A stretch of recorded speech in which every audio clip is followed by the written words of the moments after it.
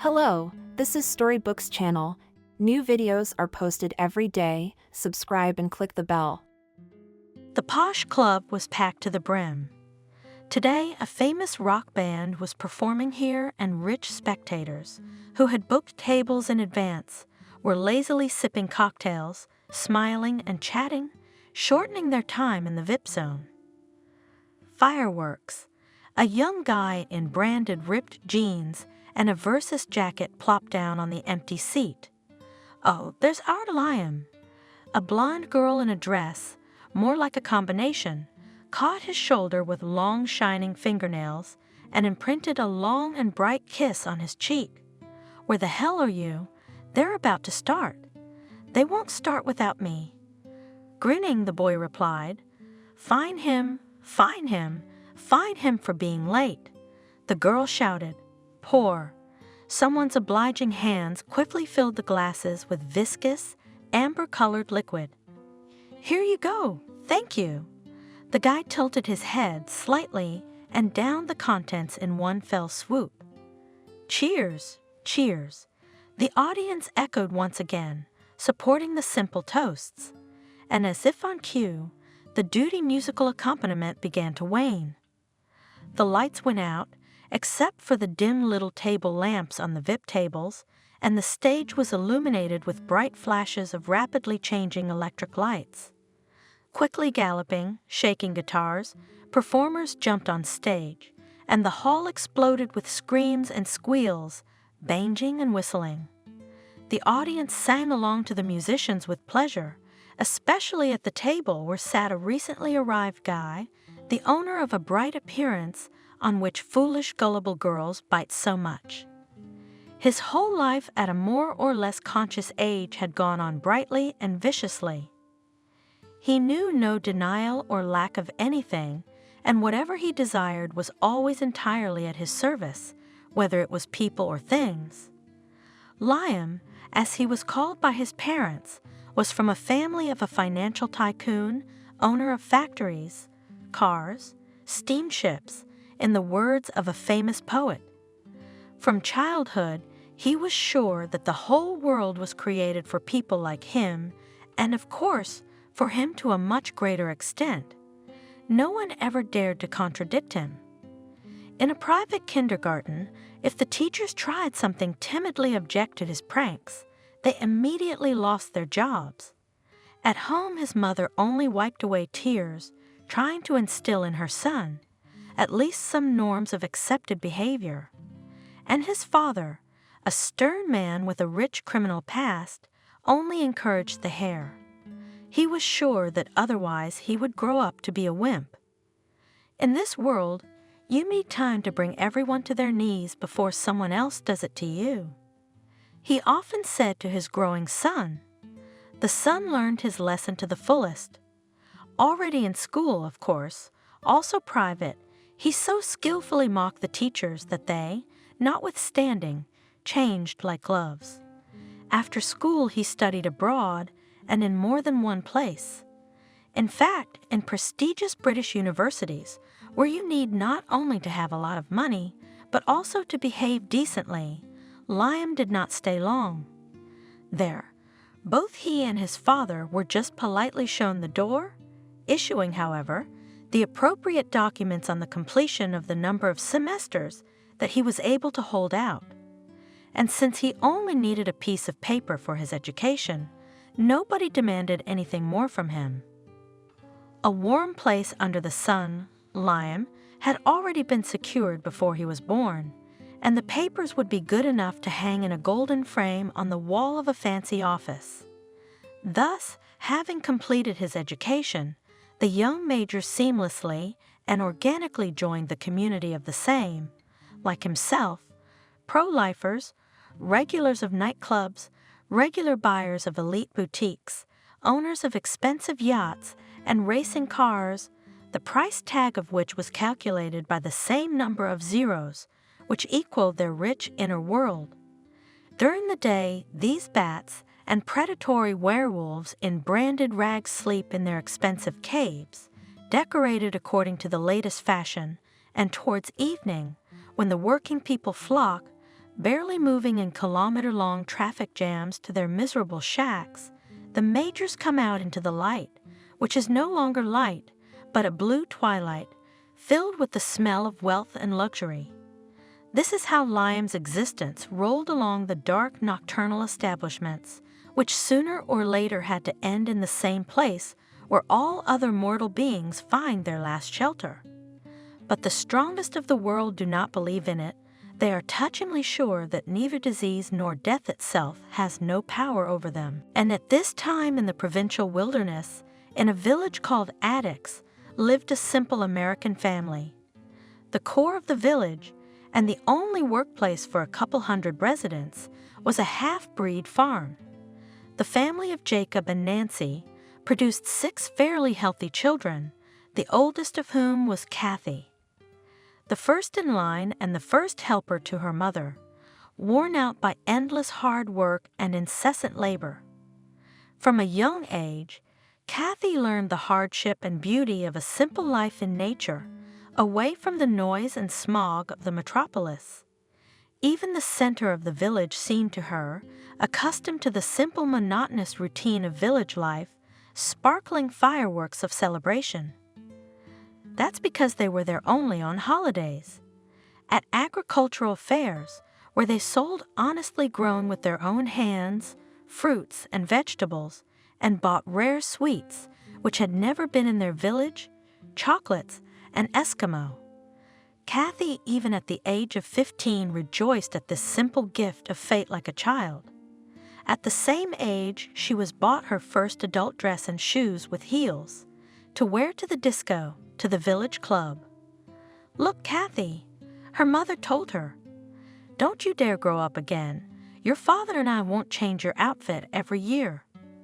Kathy only lowered her eyelashes obediently. She never paid her parents back. They saved on everything. Kathy's daily routine was to rise at 5:30, no matter what time of year it was, wash up with ice water from a bucket for half a minute, and feed the cattle, cows, pigs, goats. Then Mother went to milk, and Kathy at that time prepared breakfast for the whole family: porridge, boiled eggs, bread from yesterday's dough, emitted a huge bubble in a wooden bowl. There were enough troubles in the village, but there were good things too. Does life consist only of everyday life and difficulties? And snow slides and summer berries, a field of spaciousness, the smell of honey, strawberries, and herbs. How did you go mushrooming? What baskets did you carry? Carrot tops, shining caps with copper greens, were salted in large basins, transferred into fried glass jars and into the cellar. The closest of Kathy's family was an old grandmother, her father's mother. She lived in a separate half of the house and was widowed long ago. She also helped with the household, digging in the vegetable garden, as they say. Of all her grandchildren, Grandmother loved Kathy the most.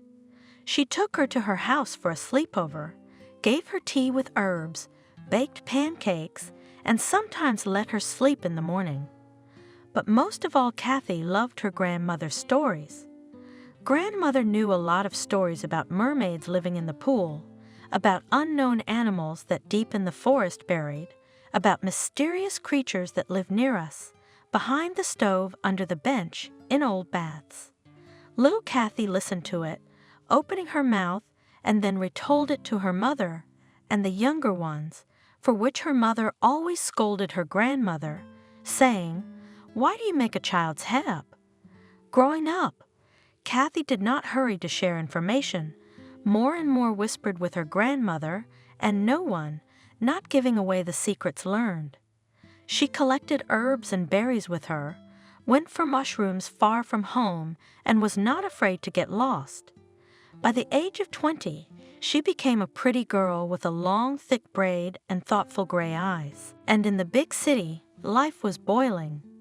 After another board meeting, her father told Liam to stay late. Waiting until the office was empty and signaling to the secretary to bring drinks, he gestured to the leather chairs. "Sit down." Liam nonchalantly unfolded himself, lazily sipping his coffee. Now he's going to get his brains straightened out, he thought, but he had not expected how far his ancestor would go in that direction. It's time for you to settle down. You're already 30. His father had a habit of speaking in short, succinct sentences. We need to make a suitable match. What? I don't understand. It's time for you to get married. That's what? Father said angrily. Do you have anyone in mind? Liam was confused. There are plenty of such goodies. Father made an angry face. I'm not talking about tramps. There's always plenty of that. But Brown, you don't marry street girls. I hope you realize that.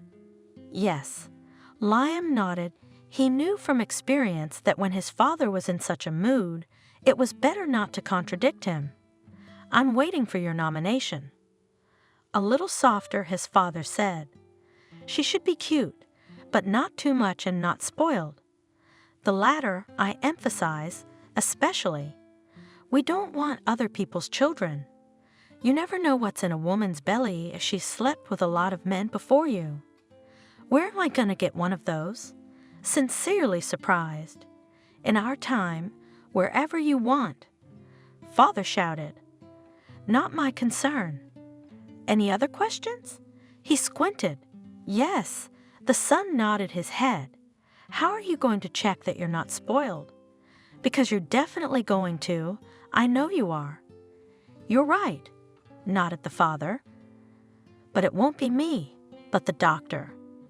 And if the girl doesn't agree to such conditions. Liam grinned.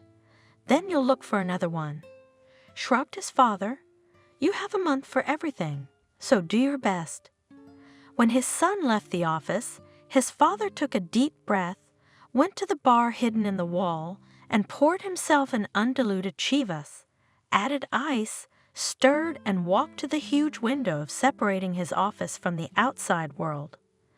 Behind this transparent wall life was boiling, the endless streams of the avenue crawled, people were walking back and forth, cranes, lifting their iron-long arms to the sky, and a narrow strip of concrete encased in the river glistened between this delightful bustle. James loved life, loved the movement, the hustle, loved to manage it all and punish those who made a bad fuss. He had gotten so caught up in running the world that he hadn't noticed his own role had come to an end. Only a few pages left, 6 months at best. He would never have grandchildren, but at least he would have made a beginning. That's how he decided to end his earthly managerial endeavors. Think about it. Meanwhile, Liam said to his friend, pouring tequila on his grief, now find him a girl who hasn't been kissed. What century does he live in? Should I look for her in kindergarten? I'm sick of your attitude. Why in the kindergarten? The interlocutor smirked. There are simpler options. You know, there are such fans, just this kind of strawberries. Well, Liam was interested. Where do they pick them? In the villages, he said, putting his foot on his leg and smiling. In the village clubs. In the village clubs? Liam had absolutely no idea what that was. His world consisted of metropolitan mazes, foreign resorts, and clean European towns. Look, his friend patiently told him. You take a car, type in the Navigator Rural Club, and choose some on the horns of hell there. You go there on Friday or Saturday night, and that's where they're herding. Are you sure? Liam frowned. How long would it take to get there? And if we use wings, what are you doing? My friend laughed. Wings do not fly there, if only wild geese. For real. Is there really such a thing? Liam thought, holding the leather steering wheel of his cool Audi with one hand. The old man's going mad. He drove off alone, so as not to embarrass himself by jabbing his finger into the middle of the list. There was a country club in Addicks. That's where he'd rushed off to get this idiotic task over with. He wasn't going to get married at all. Liam was really angry with his father, but there was nothing he could do about it. To hell with him, he'd get his own daughter-in-law if he had to. But I'm not going to jump around like a chained man. We'll sit in the house, as glued and children to do. That thought calmed the furious Liam down a bit. A few hours later, tired and sleep-deprived, he finally reached the end point of his route. He got out of the car and swore out loud. He had never seen such squalor before. The low one-story building made of gray, sometimes painted bricks, most of all resembled a stable. In his mind, of course. Enclosed by a low wooden fence painted a cheerful blue, it was hideous. Liam spat angrily and stepped closer. The peeling sign indicated that this was it. Sighing and reminding himself of his father, he stepped inside. "Who do you want?"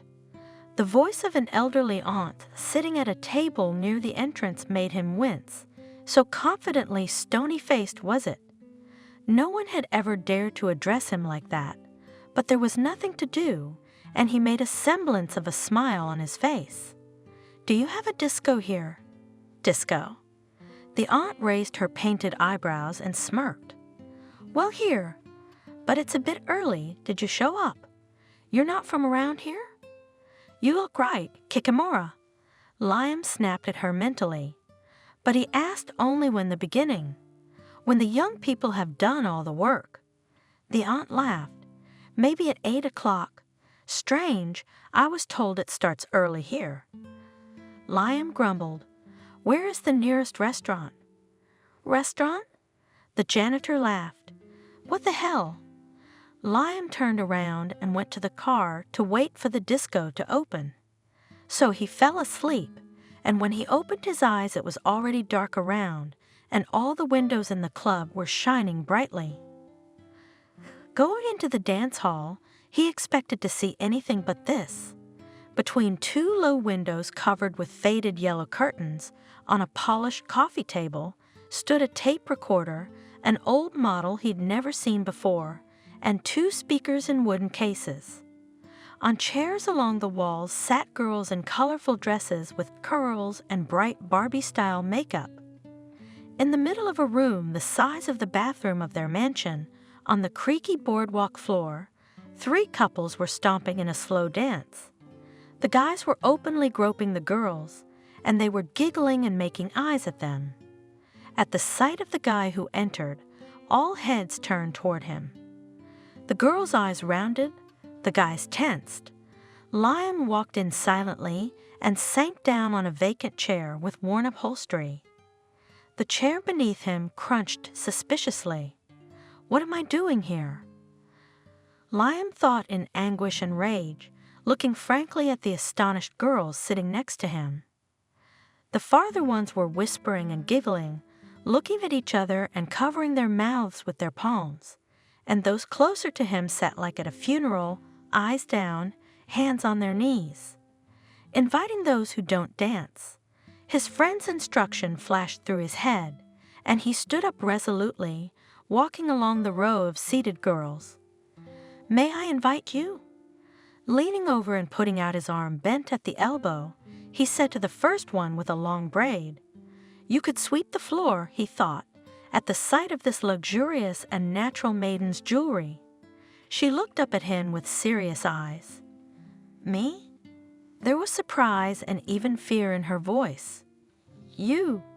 He confirmed it with a radiant smile. The girl cautiously rose shyly, hiding her hands in the folds of her dress. Liam didn't have much idea how to dance to such strange things coming from the rattling speakers, but it was easy. Hugging his chosen one and shuffling his feet from one end of the room to the other, he soon achieved the same results as everyone else. The next song gave out at a different tempo, and everyone seated gradually joined in the dancing. Fidgeting to such music, Liam was no longer able and suggested to his lady to go out for a smoke. "I don't smoke." Shyly, she said, lowering her eyes again. Really? Liam marveled. Looks like the right specimen. It went through his head. Let's just get some air, shall we? He said and led her away to the blue fence. Let's get acquainted. I'm Liam. Kathy, she said quietly and blushed. Liam marveled. He lit a cigarette, blowing the smoke away so it wouldn't blow in her face, and he didn't know what to talk to her about. Where are you from? She asked after a while. I haven't seen you here before. From the city, he said. It was necessary to keep incognito for the time being, so as not to scare off any frightened prey. I'm here as a guest. Instead of answering, she only smiled, in that simple way that only his mother smiled at him. Her eyes, it seemed, could be searched to the very bottom of his soul and see nothing there but the same things on the surface. You know, Kathy. Liam was about to tell an inspired lie, but he didn't know how to approach it. I have to go now, but I'll be back for sure. And after a pause, he added, lowering his voice and looking her in the eye, to you. The next day, the whole neighborhood was buzzing like a disturbed beehive. In some century, in their remote corner, there had been at least some worthwhile event. The arrival at the village club of a strange guy in a fancy car here was tantamount to the arrival of a prince under scarlet sails. The fact that Kathy was playing the part of Assel only added fuel to the fire, for she was considered by a small margin ahead of Cindy, the prettiest girl in this little world. Did you hear that, girls? Wendy the saleswoman was singing. Kathy, we've got a prince. Oh, it's no good. Kathy's grandmother lamented. Princes don't just appear out of the blue. Why are you talking about bad things, Grandma? Kathy smiled, comforting her. Besides, I'm not going to go out with him. It doesn't matter. Sorrowed Grandma. Believe me, I've seen a lot of them. Meanwhile, Liam was consulting with the very friend who had taught him where to find a decent bride. Okay, here we go. Kevin said, tell her that you're looking for a man with a pure soul who could heal your wounded heart, but without too many details, that she's the one you've been looking for all your life. And most importantly, that she and she alone could save you. Why save me? What a load of crap. The consequences of unhappy love, brother. Kevin laughed. From what else? I can't believe she'd fall for a divorce like that. You'll see. His buddy laughed shortly. Can we bet, if you're ready?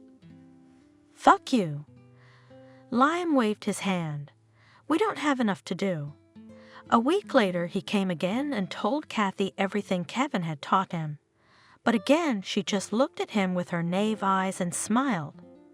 Kathy, putting as much tender feeling into his voice as he was even capable of, Liam looked at her with a long, penetrating stare. Kathy, look at me. I'm just not myself. I don't eat. I don't drink. I don't sleep. Take pity on me, please. What do you want? The girl flapped her eyes in confusion. Well, for starters, I want us to get on a first-name basis. Liam smiled. How about it? Come on. Kathy smiled embarrassedly. And this time Liam left with nothing and was getting a little pissed off. His father only gave him 1 month, and this village idiot, even you, can't tell him. How could it be before the wedding? Together with Kevin, they decided that it was time to use the heavy artillery to get acquainted with his parents.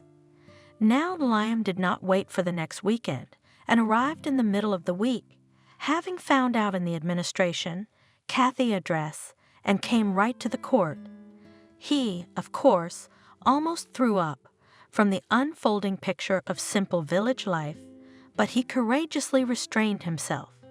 He took out of the car a huge bouquet of roses for his mother-in-law, a bottle of Chivas for his father-in-law, a whole bag of sweet nonsense for Kathy, and another bouquet of white roses for her, and a small, modest box. In the box was a ring, and her mother only gasped when she saw the gem. Kathy, Liam, pictorially dropped to one knee, thinking only of how not to kill the suit pants. I fell in love with you at first sight. All girls pale before your beauty. Please, will you marry me? His chosen one was standing in the middle of the common room, completely confused. The whole scene didn't fit the interior of their rustic cottage, but it was the same with Cinderella and Prince Charming. Don't even think about it. Her mother persuaded her. Happiness will come to you. Do you really want to spend your whole life here, just like me? Look around you. You're looking at the same thing here. Shoveling manure and having babies. Good man, daughter, solid, said the father, looking at the cupboard, where his wife had thoughtfully put the coveted bottle. What else to expect? Such are not lying on the road, and only Grandma remained true to herself. Kathy, ask your heart, and you'll know if you need such a fate. This man doesn't seem real to me. Where did he even come from? Kathy honestly recounted to her grandmother everything Liam had told her. I don't know. The old woman frowned. He doesn't look unhappy. Oh, he didn't. What's the rush? Kathy didn't know what she was thinking or what she really wanted. Really, this is my only chance to get out of here, she thought to herself. When she thought of Liam, however, her heart was absolutely calm, and she felt nothing but flattering pleasure at the fact that such an interesting and wealthy young man had chosen her out of all the girls in the world. You'll be a fool if you don't leave, her friend Molly told her. If I had such an offer, I would not think for a second. And so it came to pass that Kathy was of the same opinion. You don't turn down a chance like this, and rightly so. Molly assured her. So what if you don't like it? Divorce and that's that. We do not live in the Middle Ages. Almost at the end of his father's deadline, Liam finally persuaded Kathy to go and meet his parents. Seeing her in the same dove dress, he wrinkled his nose in displeasure. Put on something else, something more modern. There's nothing else. Kathy was embarrassed, and tears came to her eyes. All right, it's nothing. Liam caught himself, afraid of scaring her off again. We'll go with you to the store, and you'll choose something yourself. He took her to an expensive boutique, where Kathy was completely confused. For one thing, it was only on the way that she found out where he was taking her. And then she had never traveled further than the center of the village in her life. Even the town next to the village was almost space to her, not like Los Angeles itself. The savvy consultants, seeing the situation, took the couple in stride and dragged Kathy into the fitting room, leading her, like a fashion show, to Liam. As a result, a classic cut suit with a skirt was approved because the girl absolutely refused to wear pants. Liam looked critically at her pale, bare legs, but however, slender and not badly shaped, and decided that a week or two in a good cosmetology salon would make something acceptable out of her. They took a bag, sunglasses, a silk handkerchief and gloves, and the salesman, very happy with today's proceeds, smiled at them with dazzling fake smiles. Hello. Kathy smiled politely at Liam's parents, her eyes wide open, looking around the chic mansion. Hello, darling. Her mother stepped towards them, hugging her future daughter-in-law affectionately. Good afternoon. Father seemed to look approvingly, or Liam only wanted it that way. Let's go to the table. The mother invited her son with Kathy. The servants have already said everything long ago. We've been waiting for you. We've stopped by, Liam said, sinking contentedly into a soft chair. That's why we were delayed. Lunch was tolerable, Mother kept asking Kathy about her family, about her parents, about where she studied. Her father listened, occasionally throwing in a line or two, raising an eyebrow. Kathy splayed her hands, apologized, and ran out from the table into the hallway where her bags of belongings stood. Returning a moment later, she handed Liam's mother a small bundle. "Please take this. I embroidered it myself." Blushing, she almost whispered, "A gift for you." Vanessa shrieked, ran in, hugged Kathy, spread the rug on the small table. Women, what can you take from them? After lunch, she and Kathy went out into the garden, and from there came the same delighted gasps. Only now the girl was admiring the flower beds and fountains, and Liam and her father were in the smoking room, opposite the big English window. "Well then," said James, "you've met the deadline." "Well done, but for God's sake, tell me, what swamp did you fish her out of?" "What difference does it make?" Liam shrugged. "The main condition is fulfilled. She's absolutely clean. It seems so." "Agreed, Father. Now we have to take care of the formalities." "Do I have to do that too?" Liam jumped up. "You could be the one to do it." Father grinned. "But I'm afraid you'd fail miserably." "No, I've put my mother in charge. She's a woman and she can find the right words. And then you'll have to sign a prenup. You think that's going to be okay?" "I don't think she'll even ask what the paper in front of her is." Liam grinned contemptuously. "Good," nodded his father. "Now for the main thing." Liam was wary. Try hard to get Kathy pregnant as soon as possible." Father said tiredly, "Do you understand me?" "But what's not to understand?" Liam stretched himself. "We'll do it." "But what's the rush?" "None of your business." Father snapped at me. "My mother and I want grandchildren. Consider it a parental whim." The wedding was scheduled in a week. All the necessary formalities went really quite smoothly. Vanessa, who had managed to find a common language with Kathy, convinced her of the necessity of the examination procedure.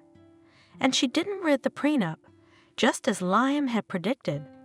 But not because she didn't understand, no, she understood perfectly well that rich parents didn't want their property to fall into the wrong hands. But it seemed to her not as an offense, but as an additional proof of Liam's seriousness of intentions. He is not afraid of parental anger, marrying a girl from the village, who, of course, everyone considers a hunter of other people's goods, but not him. Her chosen one is not like that. He is kind and noble, and he loves her. Why else would he have her? There are 1,000 girls in front of him, all ready to run at the drop of a hat. Oh, if Kathy knew why this family needed her. These people didn't think of any love at all, least of all Liam. Maybe only his mother had any feelings for her future daughter-in-law, and her father needed her, very much, but only as a perfect incubator. Kathy's relatives were not invited to the ceremony. It was explained to her that it was not their custom. Liam promised her to go to her parents and other relatives afterwards to organize a real village wedding. Promised and forgot. Kathy's mother cried. Her father yelled and freaked out, but Liam quickly calmed them down with some money handed over in an envelope, telling them it was for upcoming wedding expenses. After considering how much they had been allocated for expenses, the mother immediately calmed down, smiled, and agreed to everything. The father, who received a case of whiskey in addition to the expenses, was no longer upset. Well, it is clear they are all cool city people. We are no match for them. Let them, and we'll celebrate in our own way. They had to celebrate without the young people, who immediately after the city wedding flew to a distant foreign resort. Kathy sent pictures that took the whole village by surprise. How lucky some people are. Sighed enviously friends. What a lottery ticket. Dan, but why did he choose her? Kathy herself was as if in a parallel universe. In 1 month, her whole life had changed 180 degrees. She was now a married woman, and her husband, who looked like a foreign movie actor, had thrown the whole world at her feet. At least it seemed that way to her. After the Italian resort, they returned to Los Angeles, where a new mansion, a little smaller than her parents', but no less chic, was waiting for them. Father and mother, welcoming their son and his wife to their home, inquired casually whether they could expect grandchildren soon. Kathy became embarrassed, turned pink, and lowered her eyes but said nothing. At home, Liam asked her, "Why did you react like that to a simple question?" She blushed again, just as she had the first time they met. It was her strange peculiarity, Liam thought, that irritated him a little at times. And quietly she answered, "I didn't want to tell you until I was sure." "No way." Liam was so happy he fussed, sat her in the chair, looked into her eyes, and even ordered the servant to bring tea and milk. "That's great." He looked at her with such joyful eyes that Kathy cried from happiness. "But you're sure now?" "Yes," she nodded. "Let's go to the doctor tomorrow and find out for sure, okay?" Liam already imagined how he would solemnly present to his father the proof of his male achievements. The fact that he would soon become a father himself didn't excite Liam much. In fact, he was getting a little tired of Kathy. All these silly raptures on any occasion, absolute unsuitability for modern life. She even tried to clean the hotel. But here, could any normal person imagine such a thing? He remembered the face of the maid who had come to the room and found the rich guest dusting. It wasn't that Kathy disgusted him at all. Sometimes she was quite nice. All this naive innocence of hers had fascinated him at first, but the farther she was with him, the more he became irritated by her rudeness, her stupid simplicity, her complete lack of elementary ideas about anything. It was very stressful that everything had to be explained to her, chewed up the simplest, most obvious things. Yes, she didn't even know how to use a smartphone and woke up awfully early, disturbing his sleep, and in the evening she gave him no rest, dragging him from the bar to the hotel room, whining like a little girl. "Well, can we go now, honey?" "Don't call me that." One day he couldn't take it anymore and shouted at her, "What do you think I am, honey?" "Just call me Liam, whatever you say." Kathy readily agreed, and that annoyed him too. Her constant desire to please, to anticipate his every wish like an intrusive servant. "Liam, do you want tea? I can go and get it. The waiter brings the tea here." "And no, I don't want tea." "Waiter, a glass of Beaujolais, per favor." Kathy was embarrassed to go to the beach in her swimsuit. Liam literally dragged her out blushing like a cancer. They're all watching. Kathy looked at the people around her with tears in her eyes. Eventually converged on the floor transparent Perio. Liam felt like a loser who had married an ugly woman. Although Kathy was quite beautiful, and if she had been able to present herself, it would have been great, but that option was not available to her. And there were many other small details that were accumulating like a snowball. That's why today, when Liam learned that everything had worked out, and it was possible to give his father a ready report, so to speak, he rejoiced like a child. And Kathy thought he was happy as a child, without any how. Great son! James was indeed pleased with his report. They met in the office one-on-one. Liam wanted to present this news without Kathy, who was, in fact, only a tool to achieve the goal. And now that goal had been achieved, one could use something more serious for such news. My father was looking at the ultrasound photos, specially enlarged in A4 format. Liam had thought of it himself, specially asked the doctors. You know, my father has poor eyesight, and I want to make the old man happy. Kathy again saw this as a touching family concern and smiled happily. You know, I have unexpected news for you. The woman doctor smiled, raising her eyes from the monitor. Look here. They both scrutinized the screen, not finding anything at all clear to them. Right here, see. The woman pointed with a special wand, like a short pointer. There should be one heartbeat here. But we have two. She finished solemnly.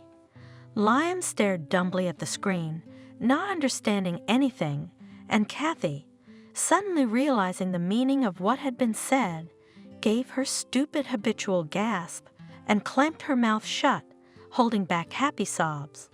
We're having twins. Yes, and different egg twins at that, nodded the doctor. What? Liam was worried when he heard the terms he didn't understand at all. Don't worry, there is nothing wrong with them. The doctor smiled.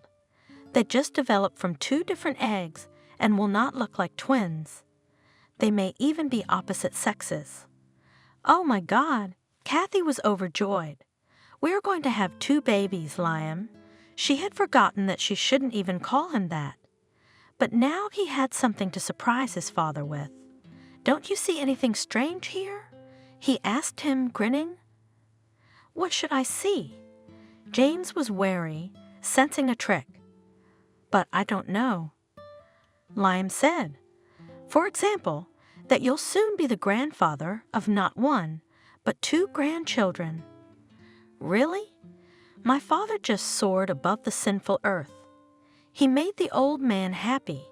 He even hugged his son, which he hadn't done for a long time. And I think he even wept, or was it just Liam? Adriana, he rushed to the intercom. Adriana, my soul, bring us here the best champagne from that stock. Son, the old man was shining like a shiny coin. Son, you don't know how pleased I am. To tell you the truth, I doubted that you would be able to accomplish my little errand so quickly. But I was wrong, and for the first time in my life, I'm glad I was wrong. Ask all you want for such great news. That collector's Mustang, remember? Liam squinted. No problem. James threw up his hands. Not a question at all. The seductive Adriana, smiling and shooting her eyes at Liam, brought a fogged bucket with a green gold bottle. Here you go. Did you have a good deal? She asked, seeing that the chief was in a good mood. Oh yes, James said. A very, very good one. Well, son, he raised his glass as soon as the door closed behind the secretary. To our family. Liam joined in the toast with gusto. The champagne was indeed excellent. The next day we had a family get-together with our relatives. The mother was delighted, as was the father, and she took Kathy to her room, and they clucked like two hens. Liam was generally very surprised to see his mother. Surely she had no country roots? The two of them had gotten together very quickly. Grandchildren. The father rumbled all over the hill. Two grandchildren at once. Wow, respect for the old man. Kathy's pregnancy went well. Village women with strong immune systems rarely had trouble bearing children. Liam expected her to become cranky and irritable like everyone in her position, but she hadn't changed a bit. She was still up early and eager to be active. She planted in the yard of the mansion a whole vegetable garden, digging in neat beds, treating her husband with ripe strawberries and young potatoes. But her husband was less and less at home, absorbed in the delights of his former free life. Kathy with her housekeeping and simple family pleasures, he was already madly bored. He became more and more annoyed to see her neatly coiffed and dressed in a homemade dress and impeccably ironed apron, fiddling in the kitchen, preparing dinners, baking pancakes. Lion was sick of seeing her contented face, of hearing her humming silly songs. Even the smell of her country food became disgusting to him at times, and he left home for a familiar old-time restaurant. Ordered sushi and a warm arugula salad. Another cocktail, met with old acquaintances, sat lazily sprawled out, and listened to the usual coddling of street girls. He was well in his native familiar element, and did not want to return to this cozy house, cleaned by the efforts of a young, diligent wife. Damn, what a mess he'd gotten himself into. But no, he was not going to lead the bland life of a married man. He, Liam, will be, and will remain free. He would, as before, do what he wanted, take what was rightfully his, the rich women, the booze, the cars, and this village fool, nothing more than a domestic servant. But what annoyed him most of all was that Kathy never complained about anything. He wasn't at home all day long. Only occasionally he came in the morning, as they called it, on the horns and fell like a log into bed. Closer to dinner, with a woozy head, he would crawl to the first floor, where warm food, delicious tea, and his wife's smile were always waiting for him. Sometimes she worked in the vegetable garden, despite her big belly. Sometimes she cooked. Sometimes she knitted or sewed. Sometimes she read on the terrace or in the garden. But never once did he find her idly lying on the sofa or watching television. The latest model of iPhone, which he had given her on their honeymoon, was always in the same place, carefully packed in a case so that it wouldn't spill out. For some reason, that fact annoyed Liam the most. "Why aren't you on the phone?" He reprimanded her during his rare moments at home. "I'm just doing some chores." Kathy justified herself shyly. "What if I need something urgently and I can't reach you?" "I'll probably hear you." "That's right, you probably would." "And I still haven't installed any messenger." "Do I have to text you like an idiot?" "Why?" Sincerely surprised Kathy.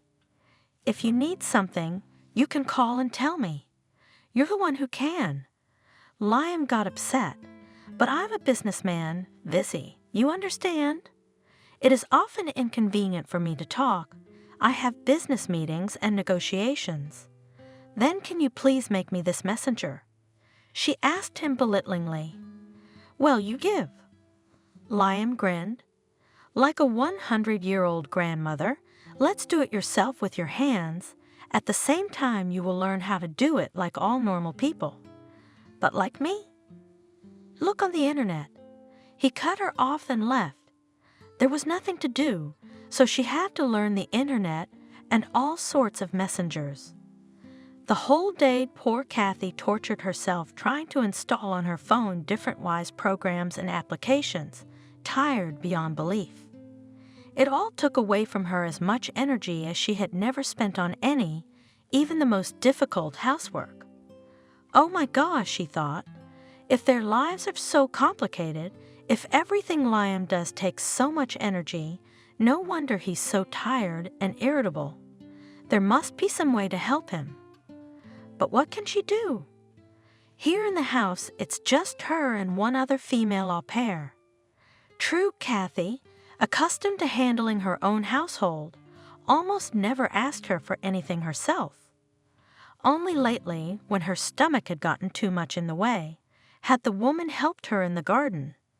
Maybe she knows something about these mobile wisdoms? "Wendy?"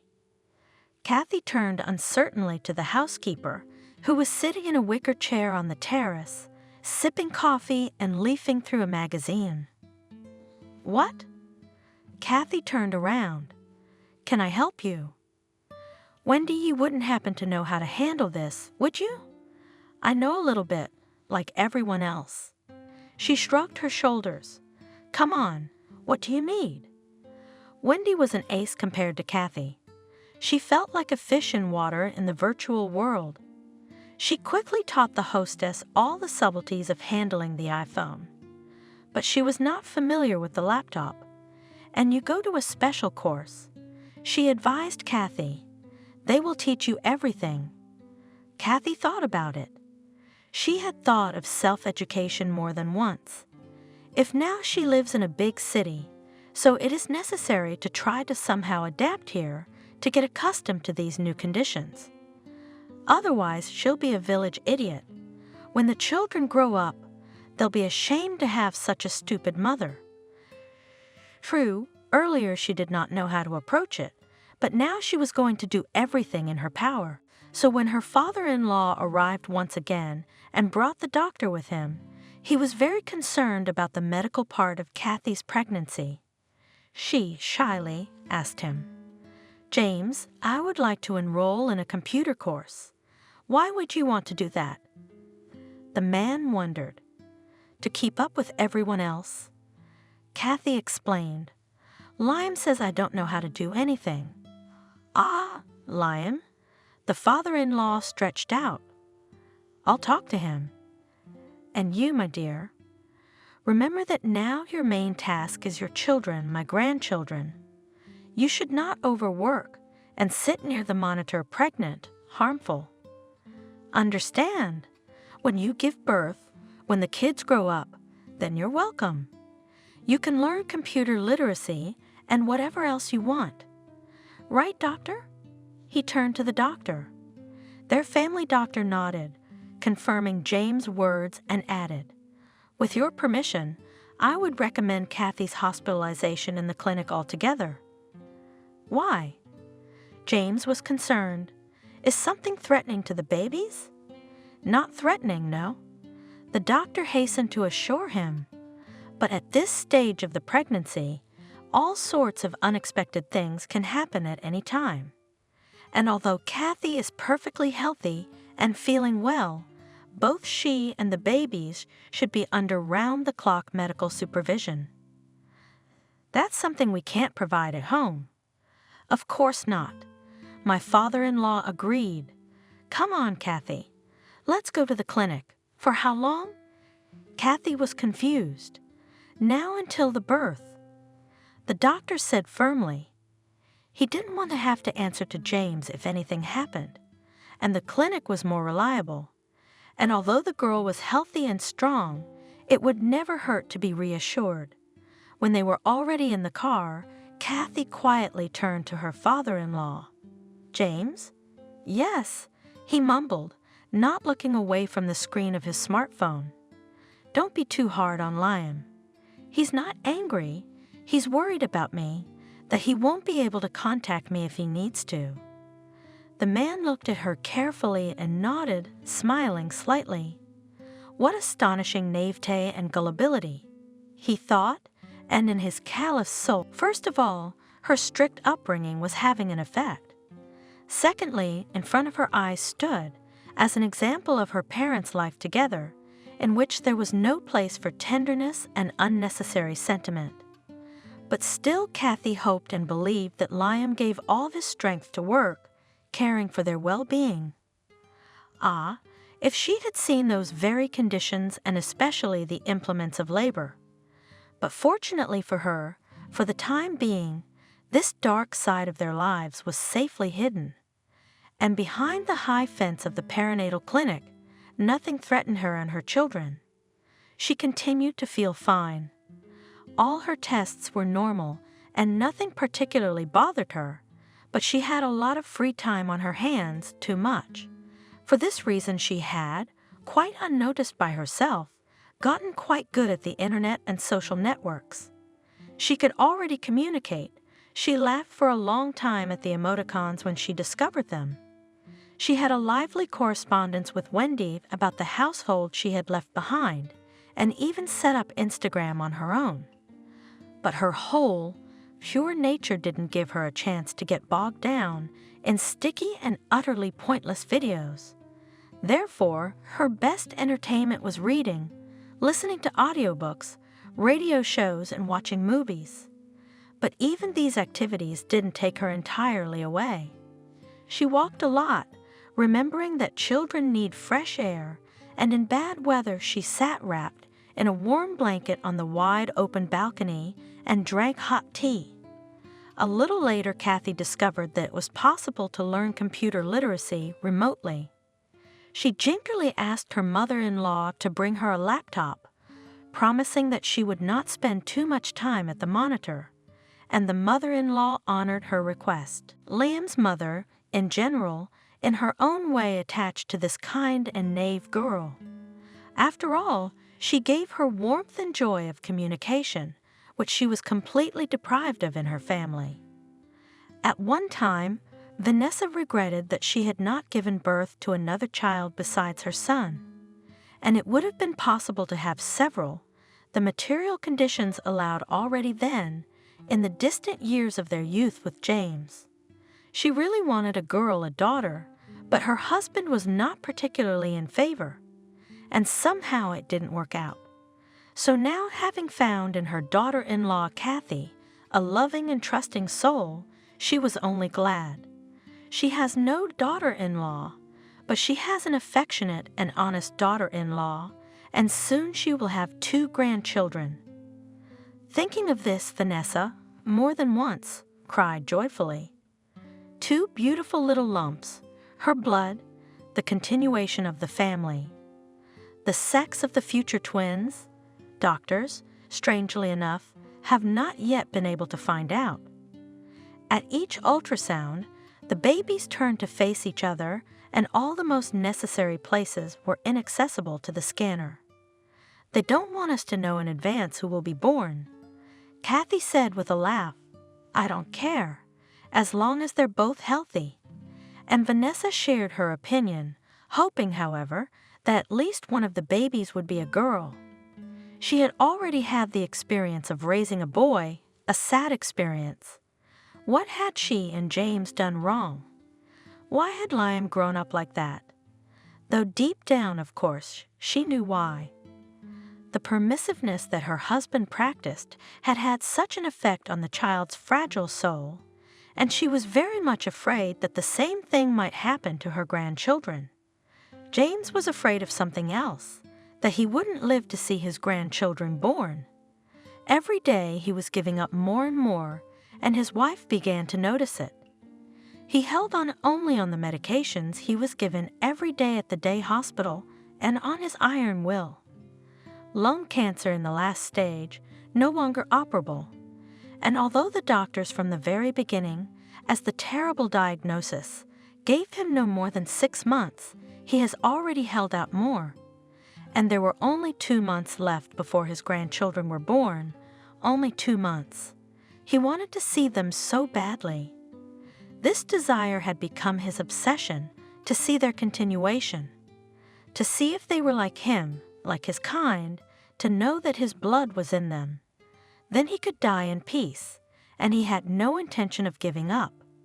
Yes, the birth of these babies was eagerly awaited by most of the family, but not by their birth father.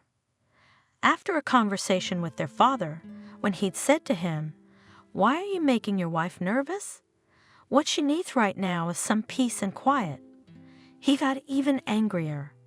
So his father didn't need him, Liam, not only the Kathy incubator, but he himself was nothing more than a tool for his father to ensure the continuation of the species, damn him. And Liam is off to the races. His hard work, which Kathy so often thought of with gratitude, consisted of uncontrollable drinking and daily social gatherings where he often dabbled in drugs.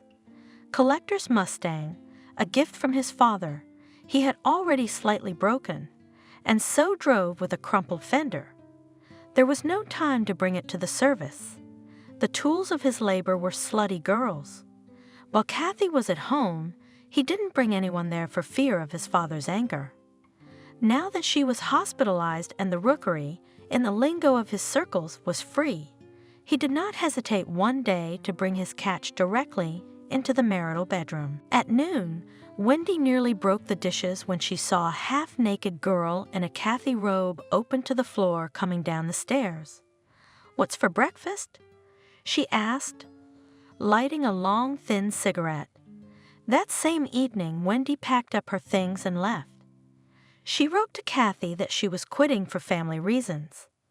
Kathy was upset. Who would keep the house in order while she was away?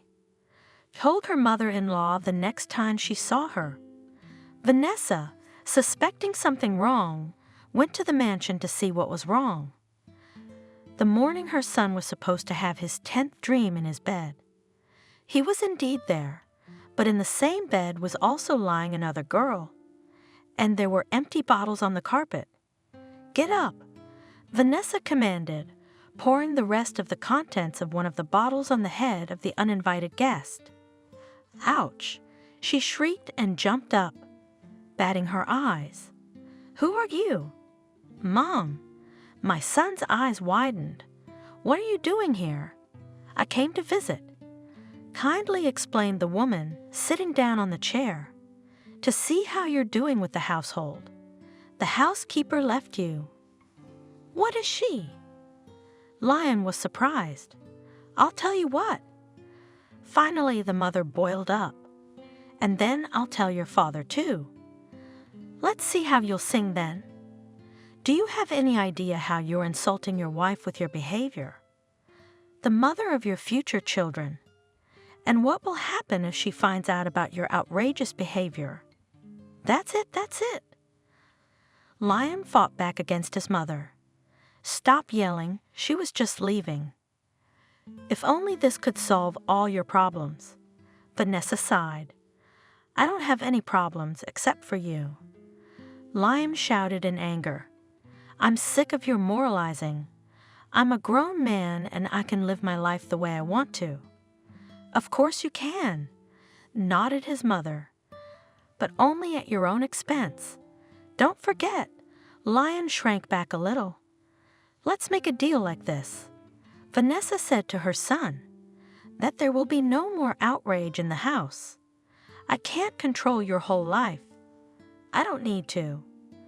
But Kathy and your children deserve much better treatment, so you will no longer throw out the servants and bring your girls here. Look, if I ever hear about this again, I'll tell my father and he'll take away your allowance. I hope you understand me well?" "Yes," Lion mumbled. "I do. I couldn't be better." "Good." Vanessa got up from her chair. "Oh, and don't forget to call Wendy and bring her back. When Kathy comes in with the babies, the place should be in perfect order." James was lying in a hospital bed at the daycare center, covered in tubes. It was a good thing all his hair had come out a long time ago, and now he didn't have to explain the sudden baldness to anyone, whenever it happened. "Oh, this is so lousy." The pounding in his temples, the ringing in his ears, the darkness in his eyes, but he seemed to be holding on for now. How much longer? How long does he have? Who can say? As if hearing his thoughts, the doctor entered the room. "How are we doing, James?" "Not so good. I have to say that with your diagnosis and the length of treatment, you're still hanging in there. Good for you." The doctor smiled encouragingly. "But unfortunately, the latest tests." "What?" "I'm finished?" James grinned sadly. "You need to go to a hospital." The doctor said trustingly, "so that we can give you round-the-clock care." "In other words, lay down to die," sighed James. "No, you won't." He got out of bed, but not as quickly as he would have liked. He felt dizzy and had to grab the headboard to catch his breath. "James, where are you going?" "You can't." The doctor started, but the stubborn patient did not listen to him and dialed the chauffeur's number. 5 minutes later, he was escorted to the car, and in another 20 minutes, he was already in the perinatal clinic. "Hello, daughter-in-law." Roughly and cheerfully he said, "Kathy," opening the door. "Good afternoon." Kathy smiled. How good of them to warn me of a visitor. She rejoiced a moment ago, barely having time to hide her laptop. "How are you doing in here?" Her father-in-law stepped closer to her to kiss her cheek. and she involuntarily felt the pungent hospital spirit emanating from him. "Are you not feeling well?" she asked, looking into his gaunt face, into the dark circles under his eyes. "I can't hide anything from you." James laughed and immediately coughed, shaking from the painful spasms. After a little while, he got his breath back and began to speak. "I did not want to tell any of you, so as not to upset or frighten you. But my days are numbered, Kathy. The doctors have only given me 6 months to live, and I'm already 2 years too long. My last wish is to see my grandchildren while I'm still alive. Don't interrupt me, please." He made a hand sign, seeing that she was about to say something to him. "Let me finish. So, Kathy, since I can hardly hold them in my arms anymore, I must at least do what I can for them and for you too. So I've decided to make a will. It'll be done in the most honorable way possible. Most of my fortune will go to my grandchildren, and you will manage their estate until they are 18 years old. But why me and not Liam?" Kathy couldn't help but interject. She had always been taught not to interrupt her elders, but this speech had struck her, stirred her. "Liam?" My father-in-law smirked sadly and wickedly. "I will not forget him either. He is my son, after all. But I'll tell you frankly, Kathy, I'm not sure he can handle my financial empire. You don't realize the size of it, and relax, you'll have help managing your children's fortunes. I have a trusted staff and lawyers who will draw up the paperwork in a way that won't hurt a mosquito. So, I ask you one thing. Promise me, girl, that you will do everything in your power, and even beyond that, to bring up my grandchildren worthy people."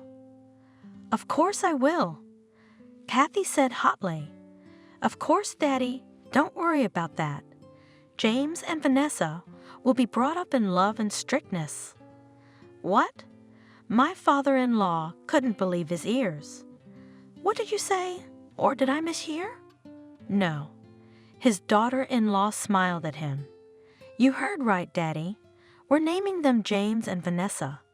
I'm not as stupid as everyone thinks I am, and I'm well aware that this is all." She waved her hand around. "All these opportunities, it's all you're doing. And your wife, she is also a very good person. I love her like my own mother." "Daughter," wept father-in-law, embracing her and pressing his wrinkled wet cheek. "Daughter, but where are you from?" "I know," Kathy assured him. "I know it's a boy and a girl. Mommy always knows these things.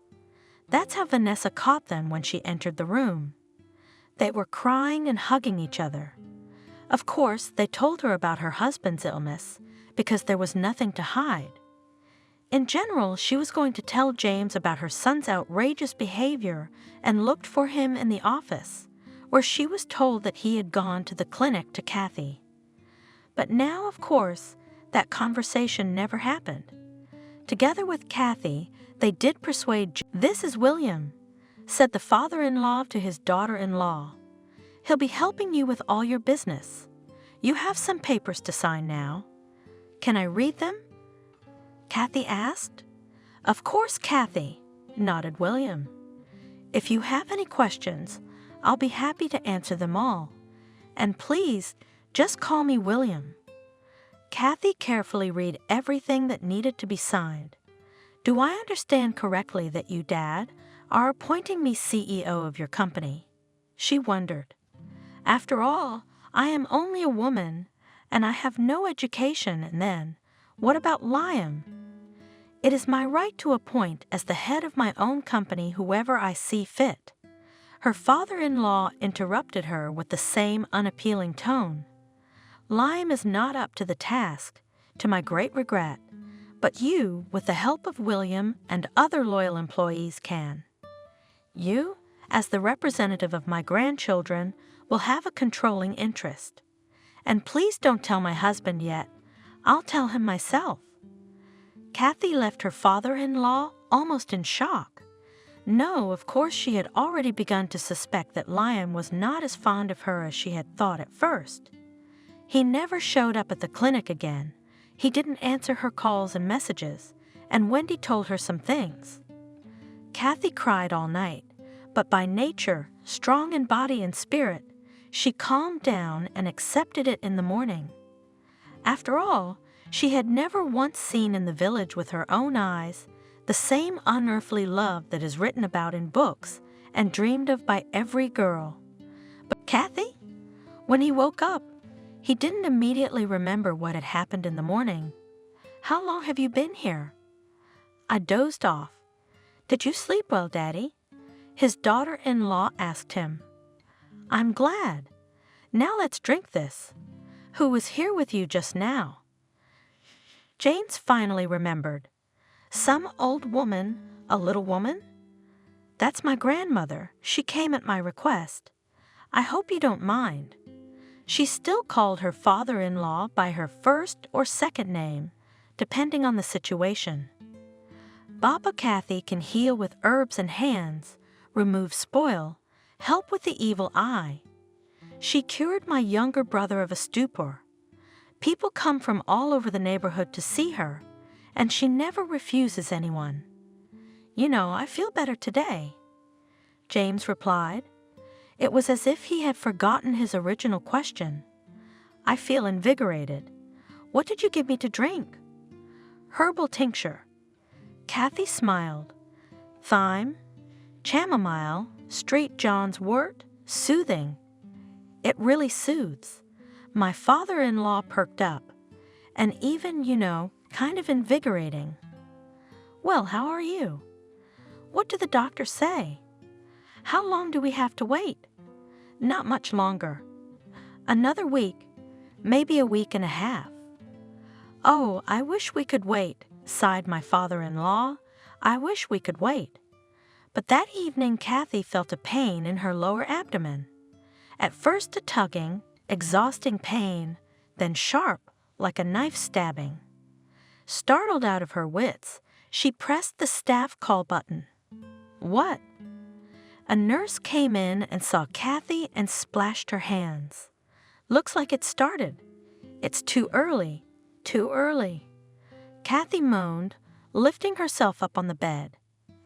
"Ouch! What's that?" Her water broke. The nurse said, pulling back the sheet, "Call the midwives." "Oh my goodness, get up, get up." "That's it, and let's walk around the room. It will be easier and faster.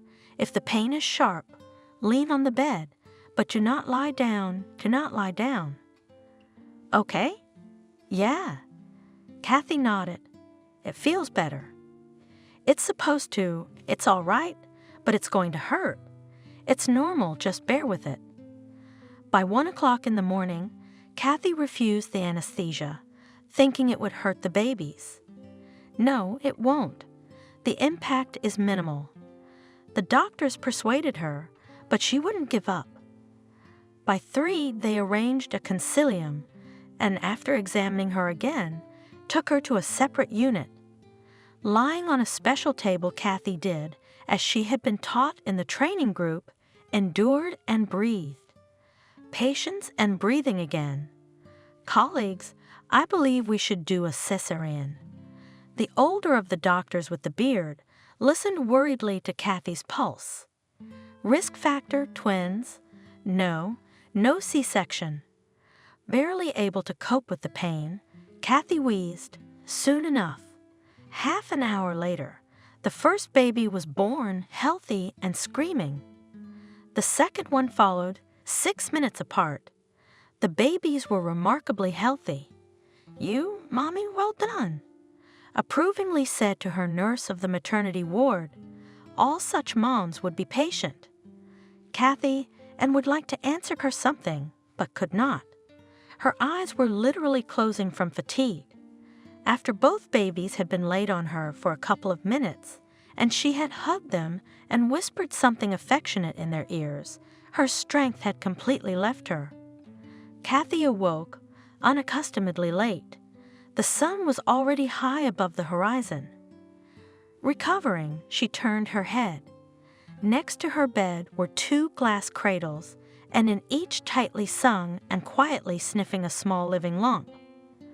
Kathy got up cautiously, walked over to them, and watched them sleep for a long time, smiling. There was a quiet knock on the door, and the nurse slipped in. "You awake, Mommy? You have visitors."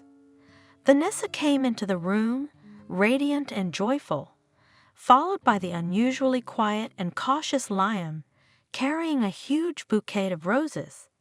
And behind him, Kathy couldn't believe her eyes, her father-in-law was in a wheelchair, already shining like a shiny light bulb. "Didn't expect to see me?" James laughed, and then he coughed, but not hard. "Where are my little darlings?" Who's Kathy?" "Who's who?" She smiled. "No change, just like we agreed." And with a wave of her hand, she named them one by one. "James and Vanessa Brown. Please meet them." "Congratulations." Liam came up to her and kissed her awkwardly on the cheek. "Here, this is for you." He held out the bouquet. "Lisa, put it in the vase, please." Indifferently, looking at the pink armful, asked Kathy Nurse. "And congratulations to you," she said to her husband. "How cute they are." The mother-in-law smiled, leaning over the cradles. "And soon they will be able to see them closer," cautiously asked father-in-law, who also moved closer to the grandchildren. "We'll see them now." Kathy laughed. "But they're asleep." Protesting, Vanessa said. "That's okay," smiled Kathy. "Healthy babies sleep soundly, and besides, it's time for me to feed them." She deftly took one by one the babies, and putting them on the changing table, unwrapped them from their diapers. "Here, look at us." Little Brown yawned and pulled up like kittens and squeaked just as pitifully and thinly. "My breed," said the satisfied father-in-law when the boy squeezed the finger offered him by his grandfather with his clinging hand. "Well, hello, namesake, and who is this princess?" He would have traded on his grandchildren for a long time, but Vanessa tugged him by the sleeve. "Let's go already. The babies need to be fed, Kathy." "Oh, yes, of course." The father-in-law hustled to turn around, the nurse helped him quickly, and all the visitors disappeared behind the ward door. And Liam never said anything else. After a week, Kathy and the babies were discharged home, where they were cared for by 2 helpers and her mother-in-law. She practically moved in with them to help Kathy. In fact, the young mother needed minimal help. The children were so calm, and she herself was such a grip that she could probably have done without help at all. Liam arrived home neatly by 8 o'clock in the evening and almost always sober. He politely inquired about their day, and after looking at the children, retired to his room. Kathy moved with the twins into a larger room overlooking the sunny side of the garden. The father-in-law, who was stable, calm, and in no great pain, was often brought in. He showered them with gifts, and one day told Kathy this. "Kathy, while I was in the clinic, I once had a strange dream, as if a strange old woman came to my room at dawn and laid her hands on my head, and immediately I felt so calm, so warm. From that day I recovered and went on the mend, and your herb helps well." Kathy didn't tell her father-in-law how it was, and her grandmother didn't tell her to spread the word. And Wendy, who had come into the house again, marveled at her mistress. You could see our country folk, whatever she undertakes, everything is done. She was praising Kathy on the phone, and Kathy overheard her. "Where are you Wendy from?" she asked her assistant. "Woodbury Heights. There's a village. Maybe you've heard of it." "I don't think so." Kathy wondered, "And I don't think you've heard of ours. Addicts." It's been 3 months since the babies were born when James got worse again. The prognosis was unfavorable. The doctors frowned. Probably a few more days, maybe 2 weeks. Kathy and Vanessa cried. Drove to the clinic where they had put him again, sat beside each day grieving. Kathy called the village and asked her grandmother. Maybe she would treat her father-in-law one more time. But the grandmother, who spoke on the phone, very reluctantly, conveyed to her mother that she had taken sin on her soul last time, and now there was nothing to be done. On the day of his death, James felt better, even ate a little. He talked to his relatives, apologized to them if he had offended them. Liam's lips curved, but he didn't say anything to his father. At 21 o'clock, James Brown, the founder and permanent head of his financial empire, died peacefully, surrounded by family and friends. That's what the newspapers said in the obituaries. A huge crowd gathered for the funeral. All employees, business partners, various necessary people, representatives of the authorities, and a bunch of relatives and friends. The son showed up drunk and even managed to miss, throwing a clod of earth on his father's coffin. Bastard, Vanessa said to him and cried. He tried to say something in a stammering voice, but Kathy came up and said quietly, Please don't go away. Mother's having a hard enough time as it is. You'll come back later and apologize. You bastard. The drunken husband was indignant. I'll get you. And he tried to hit Kathy, but slipped on the slippery clay soil and fell into the cemetery mud. He cursed, looked at his greasy clay-stained black gussie suit, got up and walked away. A couple of days later, he showed up at night with a young girl and, grinning drunkenly, told Kathy that she was going to live here. This is my house. It's all mine, you understand? He yelled, and your place is in the pigsty. Go back to your stinking village. I've had enough of you. Speak quietly, please. The children are asleep. Calm down, Kathy told him, and then handed the keys to the mansion to the maiden, who looked at the scene with insolent, drunken eyes. Take them. I take it you'll be running the place from now on. Good night.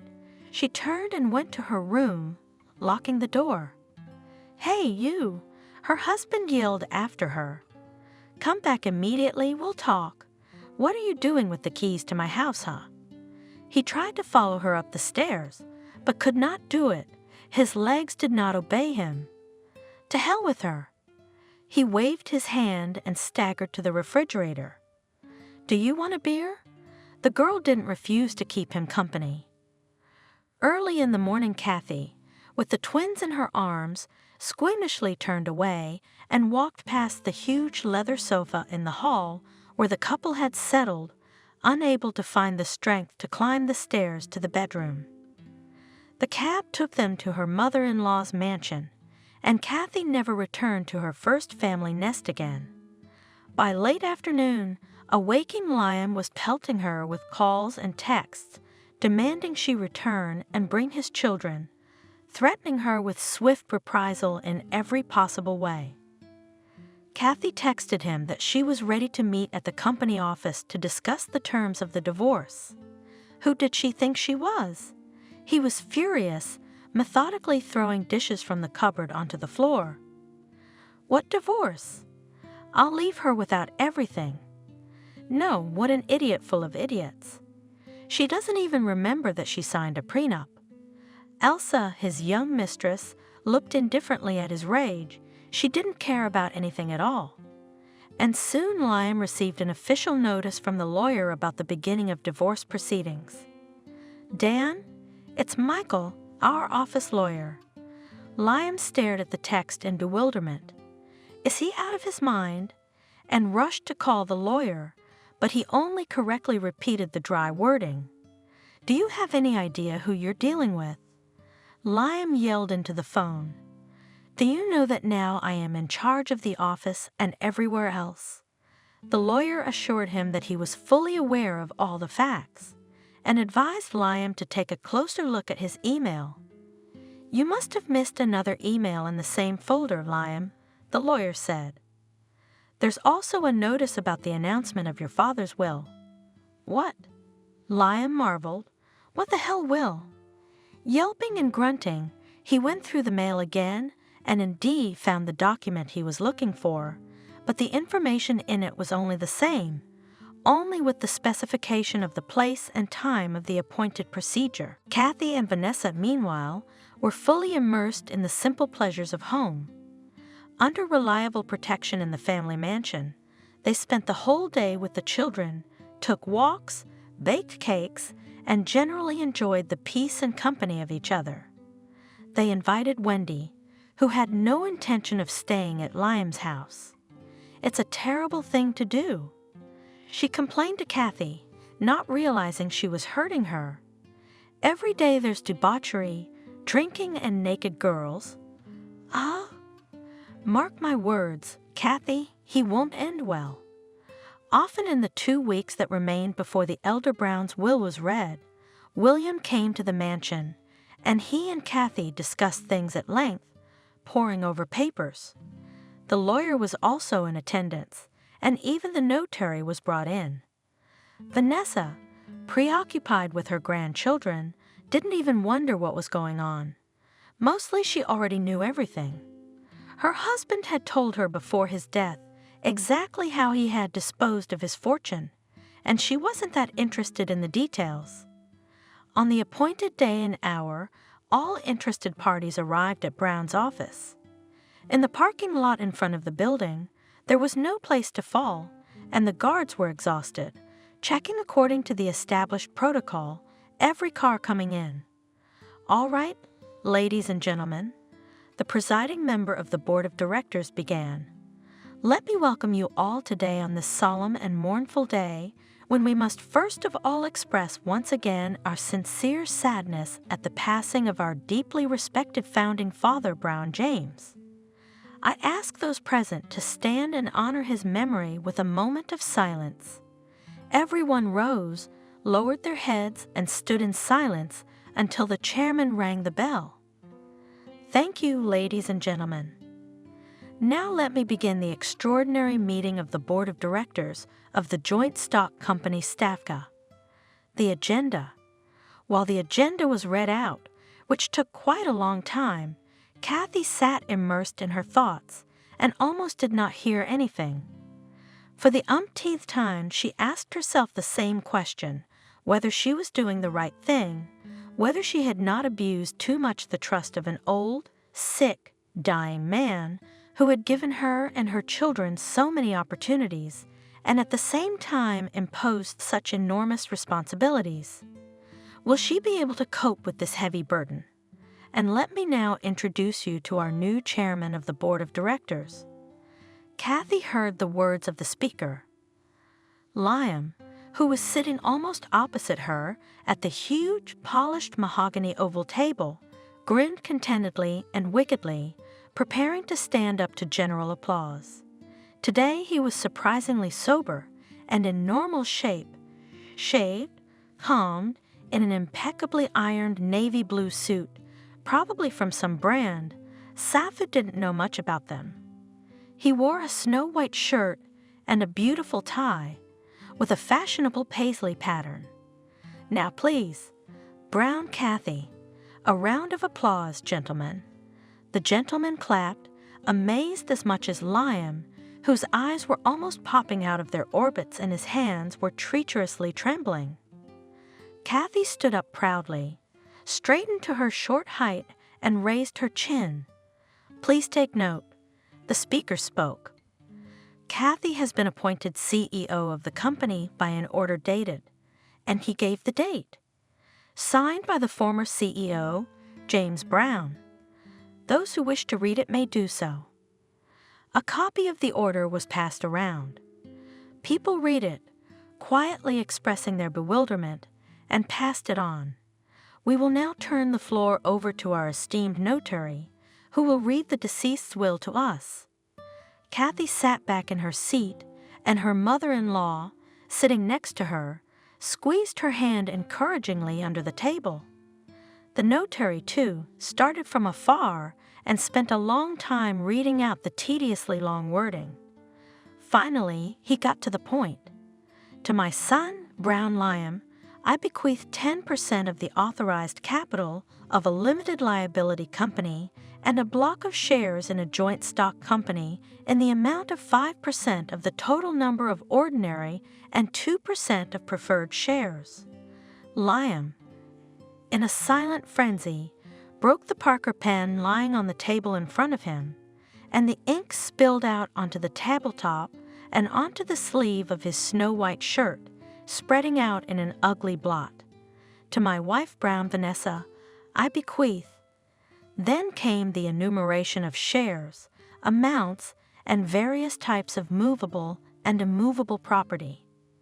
The deceased did not forget about his leading employees, describing to them a bit of shares so that they would not be remembered. And finally, the notary got to the main part of the will. I bequeath the rest of my estate, whatever it may consist of, and wherever located, to my grandchildren, Brown James and Brown Vanessa, in equal shares each. And to this wording the notary deemed it necessary to clarify. Including the controlling interest in the joint stock company Stavka, until the majority of the main heirs and their executor and manager of all property is appointed their mother, Brown Kathy. That's a hell of a thing. Suddenly Liam shouted out and abruptly stood up, throwing his chair away. The people sitting next to him recoiled in fright. I will appeal against this farce. Father would never do such a thing. I assure you that the will has been drawn up in full form on the appropriate form, has been recorded in the electronic registry of the Unified Notary System, and has been properly authenticated. Important, said the notary. I don't give a damn about your registers. Liam shouted in his voice. You've got a snake on your chest. He suddenly pulled out a small revolver and pointed it at Kathy. Stop, you bastard, he said quietly and violently. The people scattered out of the office in panic. Only the notary alone sat unperturbed and glued to his seat. Papers were in disarray, lying on the desk and on the floor, and the panic was terrible. Kathy sat staring at the muzzle of the gun pointed at her, growing monstrously larger, coming closer and closer to her, and becoming horribly, horribly like a black hole. What about the children? A thought flashed through her mind, and it gave her strength. With an abrupt movement, she wriggled like a snake and slid onto the chair under the table, dragging her mother-in-law behind her with a jerk. The chair on which Vanessa was sitting fell, and she fell with it. Almost simultaneously, a gunshot sounded. Again there was running, the noise of fighting, the clinking of breaking dishes. When the police and security guards, who arrived on a call, rushed into the office, Liam was already lying face down on the floor, with his hands tied with office twine, pressing the torso of the defeated criminal, with his foot to the floor, financial consultant William towering over him. And two frightened women sat under the desk, hugging each other. And the notary sat like Buddha at a small table opposite the window, guarding the will entrusted to him. Liam was in prison for 7 years for attempted murder and drug possession. Kathy took the late Brown Sr.'s place and soon learned to steer her financial ship with confidence. Partners and colleagues changed their minds 3 months after her appointment when, sensing a volatile situation on the stock market, she made a very controversial decision to sell some of the shares, and as a result their quotations rose significantly. William, her first assistant and loyal beau, is courting her, and Kathy likes it, but she is in no hurry to say yes to a man in love. The twins are growing up, and Vanessa, looking at her grandson, often cries, seeing in him a copy of her promiscuous son. But Kathy, with an iron hand, manages her wayward son, not letting him get away with it. Perhaps she will be able to do what the older Browns failed to do, to grow from a small child, a big and real man. Subscribe and click the bell. Lily grew up in an orphanage. She never questioned who her real parents were, because she'd seen all the other kids. Lily didn't remember her father and mother. She felt like she'd been in the orphanage forever. She was even born here. But a lot of the other kids had it rough.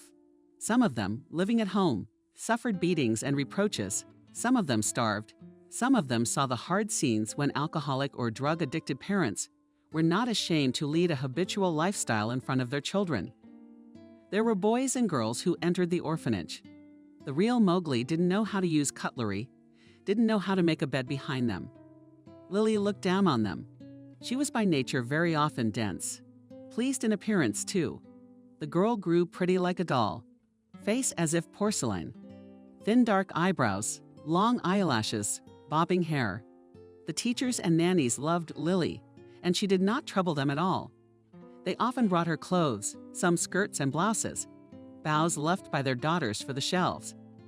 And Lily was dressed smartly of all her peers. The teachers sincerely wanted to bring Lily into the family and wondered why nobody had taken her so far. After all, as they say, this is a gift version of the child. But potential parents rarely visited them. They preferred to take very young children, no older than 3 years. That's what the old nanny Adriana said. A kid like that is still a mystery. You don't know what he'll grow up to be. And if the kids are older, you can see their nature right away. That same nanny shed some light on Lily's origins. Your mother should have never taken you in, she said. Lily girl at that time was already 12 years old, and she understood a lot. Lily, who had heard something about her relatives for the first time, was surprised. Do you know anything about my mom? Good woman, decent. Yeah, the doctors scared her back in the day. She was into some kind of extreme sports. Well, they said it had something to do with it. Concluded that the baby would be born with a defect. The baby was already far along, about to go into labor, and I understood that her husband forbade her to take you out of the hospital. Her husband had a son in his second marriage, and he told his wife that we had enough of one child. We'll raise my boy, put him on his feet, and that's enough. How do you know that? Your mother came here when you were just transferred from the orphanage. She wanted to know if her daughter was okay. That's when we had that one conversation. And then our supervisor decided that your mother would come here regularly. She didn't like that. Parents are different. Some come in drunk. Some of them are so out of control, you could call the police. So she told me to say that you were adopted, and the state protects the secrecy of adoption. So we won't give you any information. And the truth is, you've been living here just as you are. That's a cruel thing to say, Lily. She wasn't planning on taking you anyway. It's your mother, sighed the nanny. You were really troubled at first, that heart murmur. The doctor would find a heart murmur, then a developmental delay. Then you threw yourself out, and you became the smartest, the prettiest. Since the day Nanny Adriana told the girl the secret, did something change in her? It was as if she'd become bitter at the orphanage and stopped being a role model. The caregivers attributed it to the transitional age and the fact that Lily had fallen in love with David, the bully 9th grader. The last name David.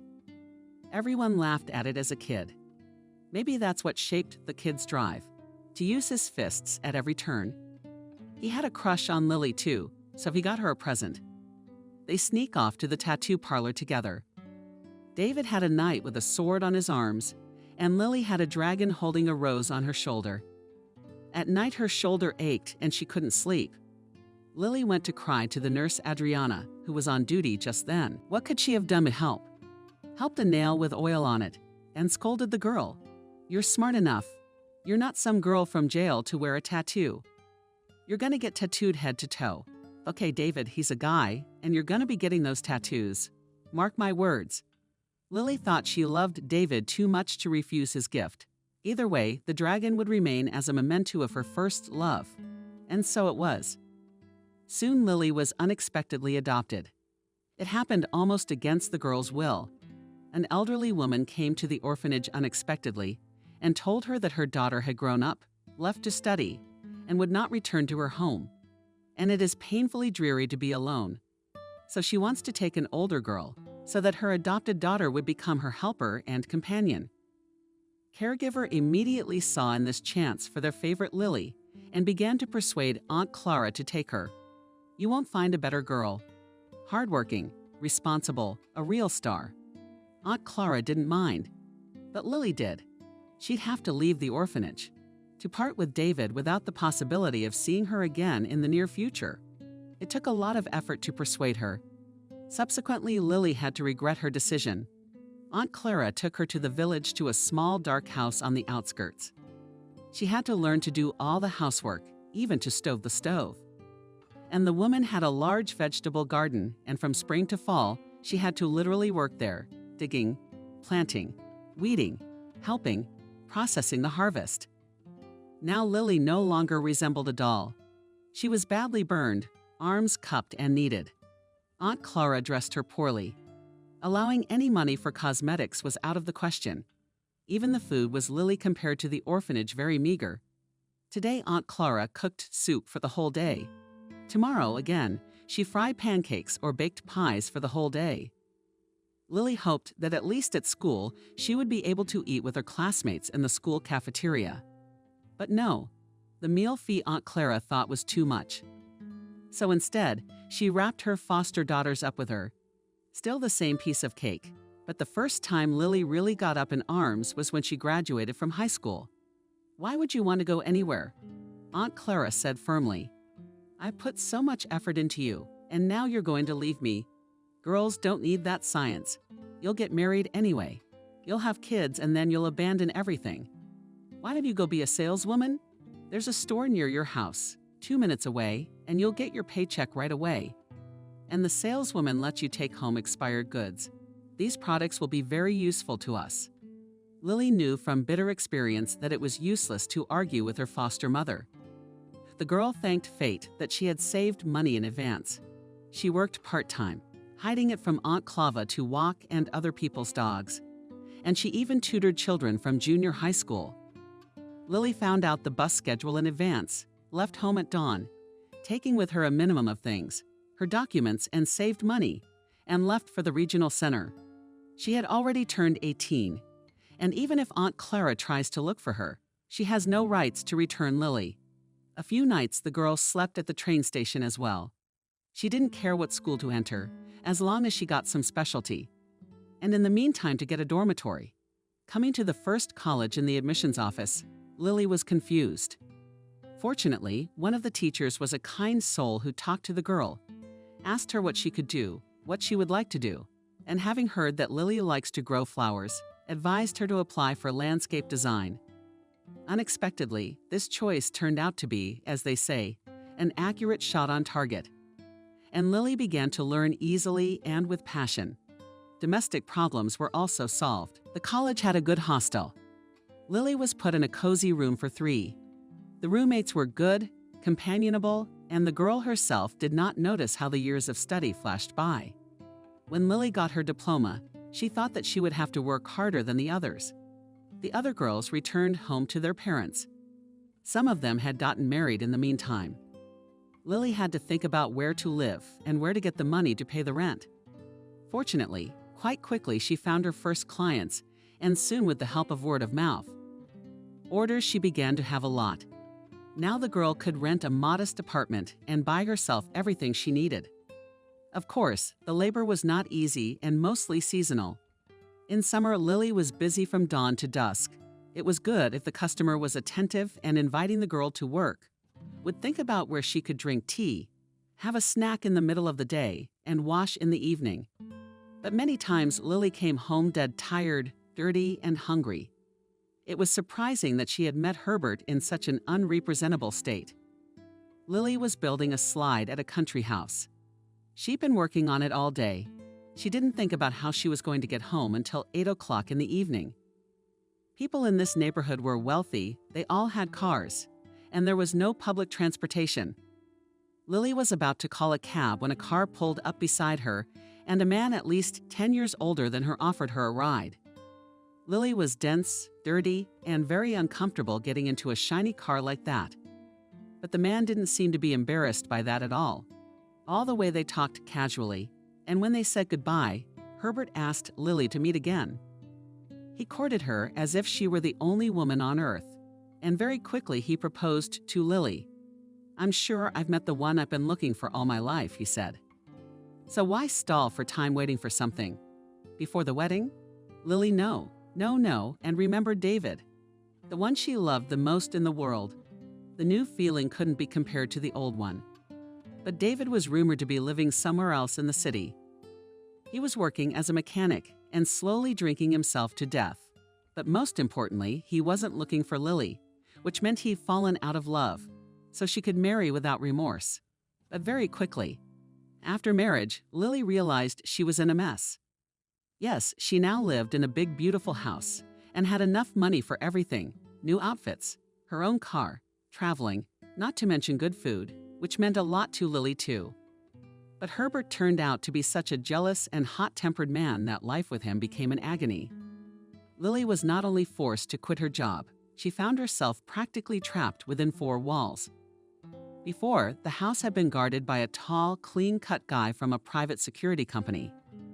When Lily arrived, he was immediately replaced by an older, balding man in his 60s.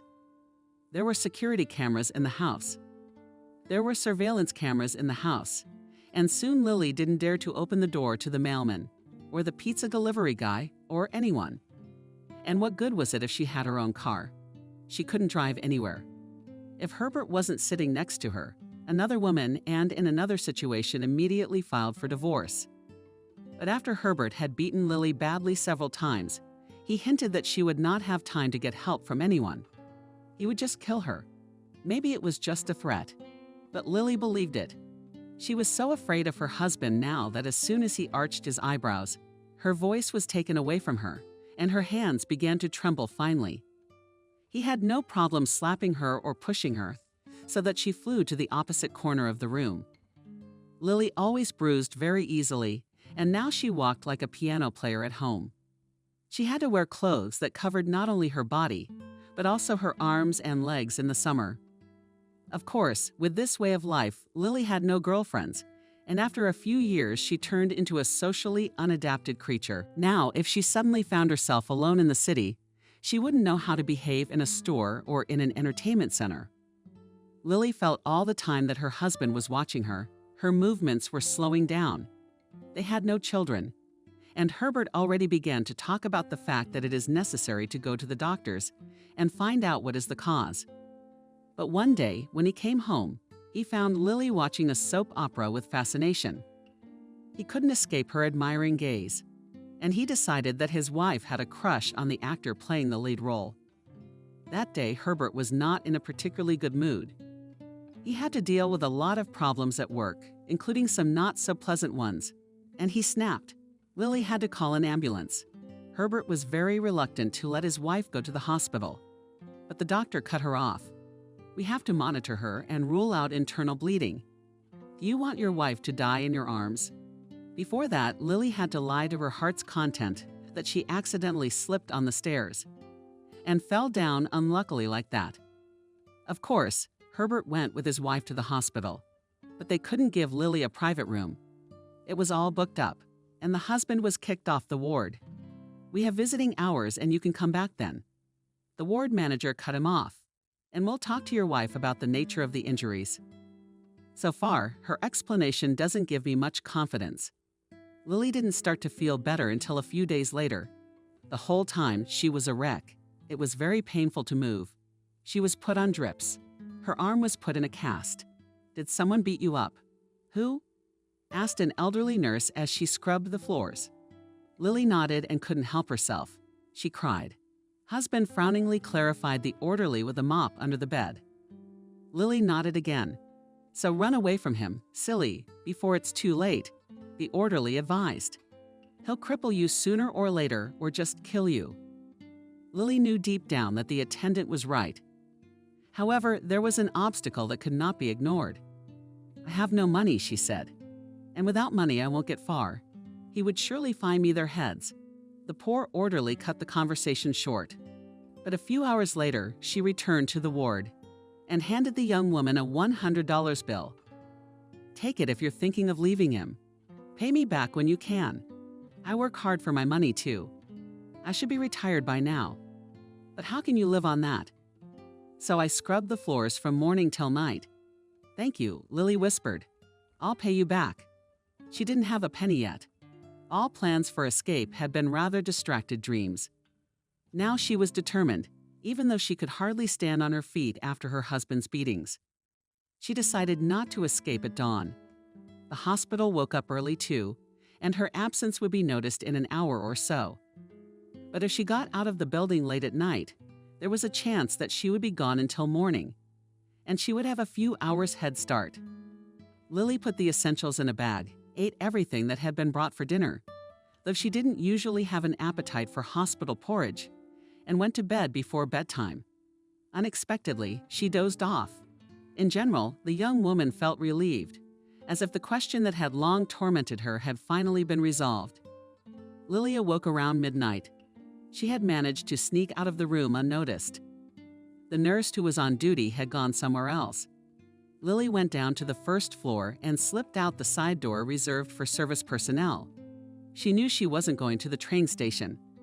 There were 2 train stations in the city, one for the railroad and one for intercity buses. But the first bus didn't leave until morning. She would have to buy a ticket with her passport. She'd be found out quickly. The railroad was even worse. There was only one train through town that went to Chicago via New York. It stopped in the evening. And that's when Lily would be intercepted by her husband. The only way out was to get to the highway and hitchhike the rest of the way. That's what she did. The first trucker put her in his truck and dropped her off the next day in a big city. Here it was easier to get lost like a needle in a haystack. One problem. Lily had given him the only bill she had. She had no idea how to ask for change in such a situation. So she found herself in a strange city alone and without money.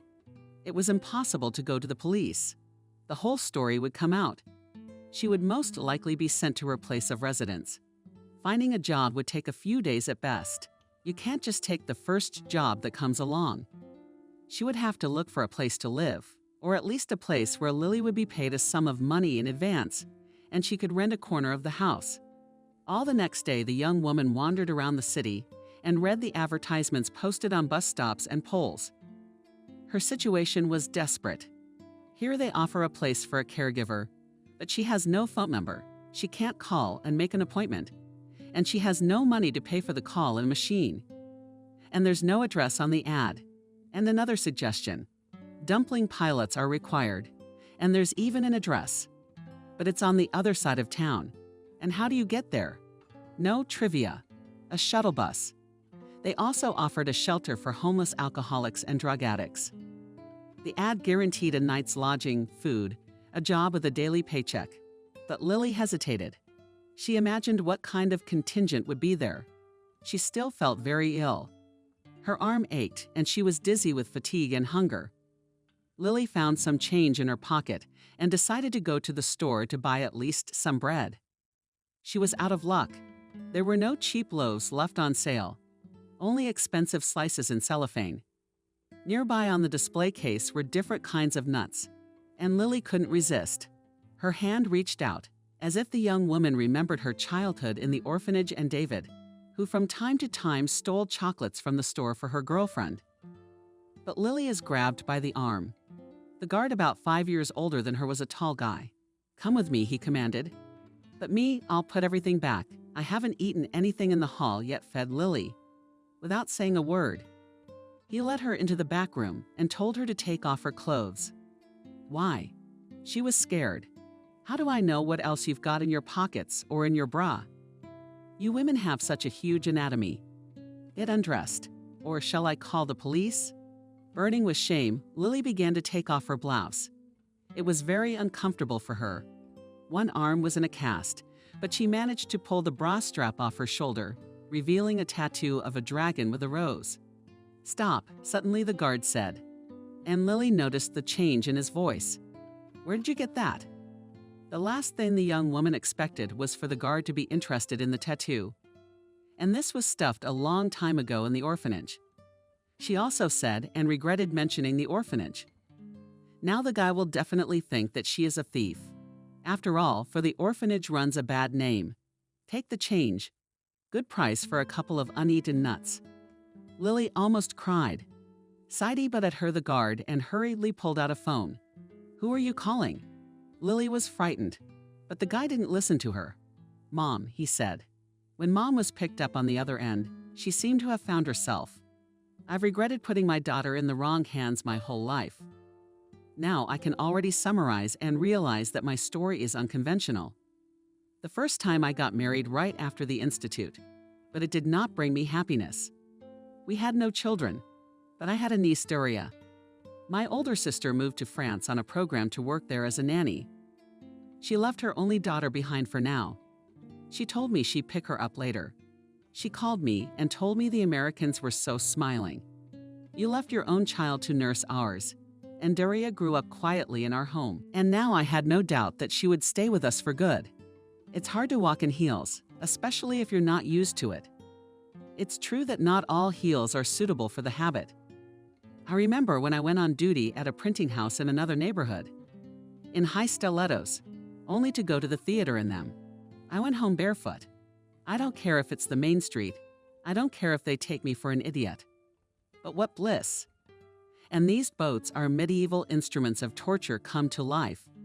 Most of all, I wanted to unscrew the heel and throw them in the nearest garbage can. But on such high, but stable, as on my black shoes, you can walk a lot and a long time. Last year, walking was the only thing that saved me from despair. A feeling that has no right to be. What do you mean it doesn't have a right to be? Any feeling that isn't evil is worth living. And to trample for the first time breaking through the routine of everyday life and love, figuratively speaking, to step on it is not a foot. The routine was still that. Husband came from work and lay down. The dominant position was horizontal. It didn't matter what to watch Village of Fools or How to Become a Millionaire. TV good screen, big couch, soft comforts and snow. It does not matter to read a novel in the fantasy genre studying along in a cross or a primer forgotten on the table. Never mind sleeping or awake, but lying down, but not saying an extra word. Not participating in the life of the family at all. So I've always thought of myself as a single woman. Taking seriously for a friend this addition to the couch. The cushion didn't work, and there was still time for reflection, despite the external business. It's a waste. They say that physical work distracts from thoughts. Washing machine hums, hands rinse heavy snow under the blanket or peel potatoes, or wash floors on automatic. The head thinks and thinks. And in the end, neither from these endless affairs nor from the thoughts that do not leave neither day nor night. I want to sob and whimper, God, I'm so tired, and then lie down and die quietly. All around, life was boiling in all its manifestations. It was spring outside with a bright, tender sun. Everything was beginning to grow. And while every blade of grass was perceived as a holiday, its later will start to understand. Radish weed aside radish pro weed. And meanwhile, nettles for happiness. Its first leaves fluffy emerald birds in their special spring voices so early in the morning, when almost darkness is a little paler than the real night. Doria is waiting for me at home. She has 3 silences of her own. Silence 1, only the rustle of pages can be heard behind the lessons. 9th grade is still without a tutor. We save money. We're saving money for university. Silence 2, in front of the mirror, only the clatter of heels when turning here and there. The other day on Saturday, I wore my most expensive shoes. Of course, she wasn't working. She was standing off to the side. And guys were distracted by it, because in such a form not to rake the garbage. And for disco, a mini skirt, net tights and shoes with rhinestones. Quiet. 3rd computer game. Her favorite game. A town populated by fictional characters. If at first she played by the rules like kids play dolls, build a house, leave it, supply it, populate it about the family, now Doria entertains herself by acting out whole shows. She has, for example, show hunger. She buys a luxury mansion for hers that has everything from a telescope to a swimming pool. Everything except the refrigerator. For a while, the little people enjoy life, splashing in the jacuzzi, singing from the bandstand, playing the piano. Then they start reaching out to their mistress and asking for food. She feeds them once a day, buys a plate of pies. Who had time, he ate.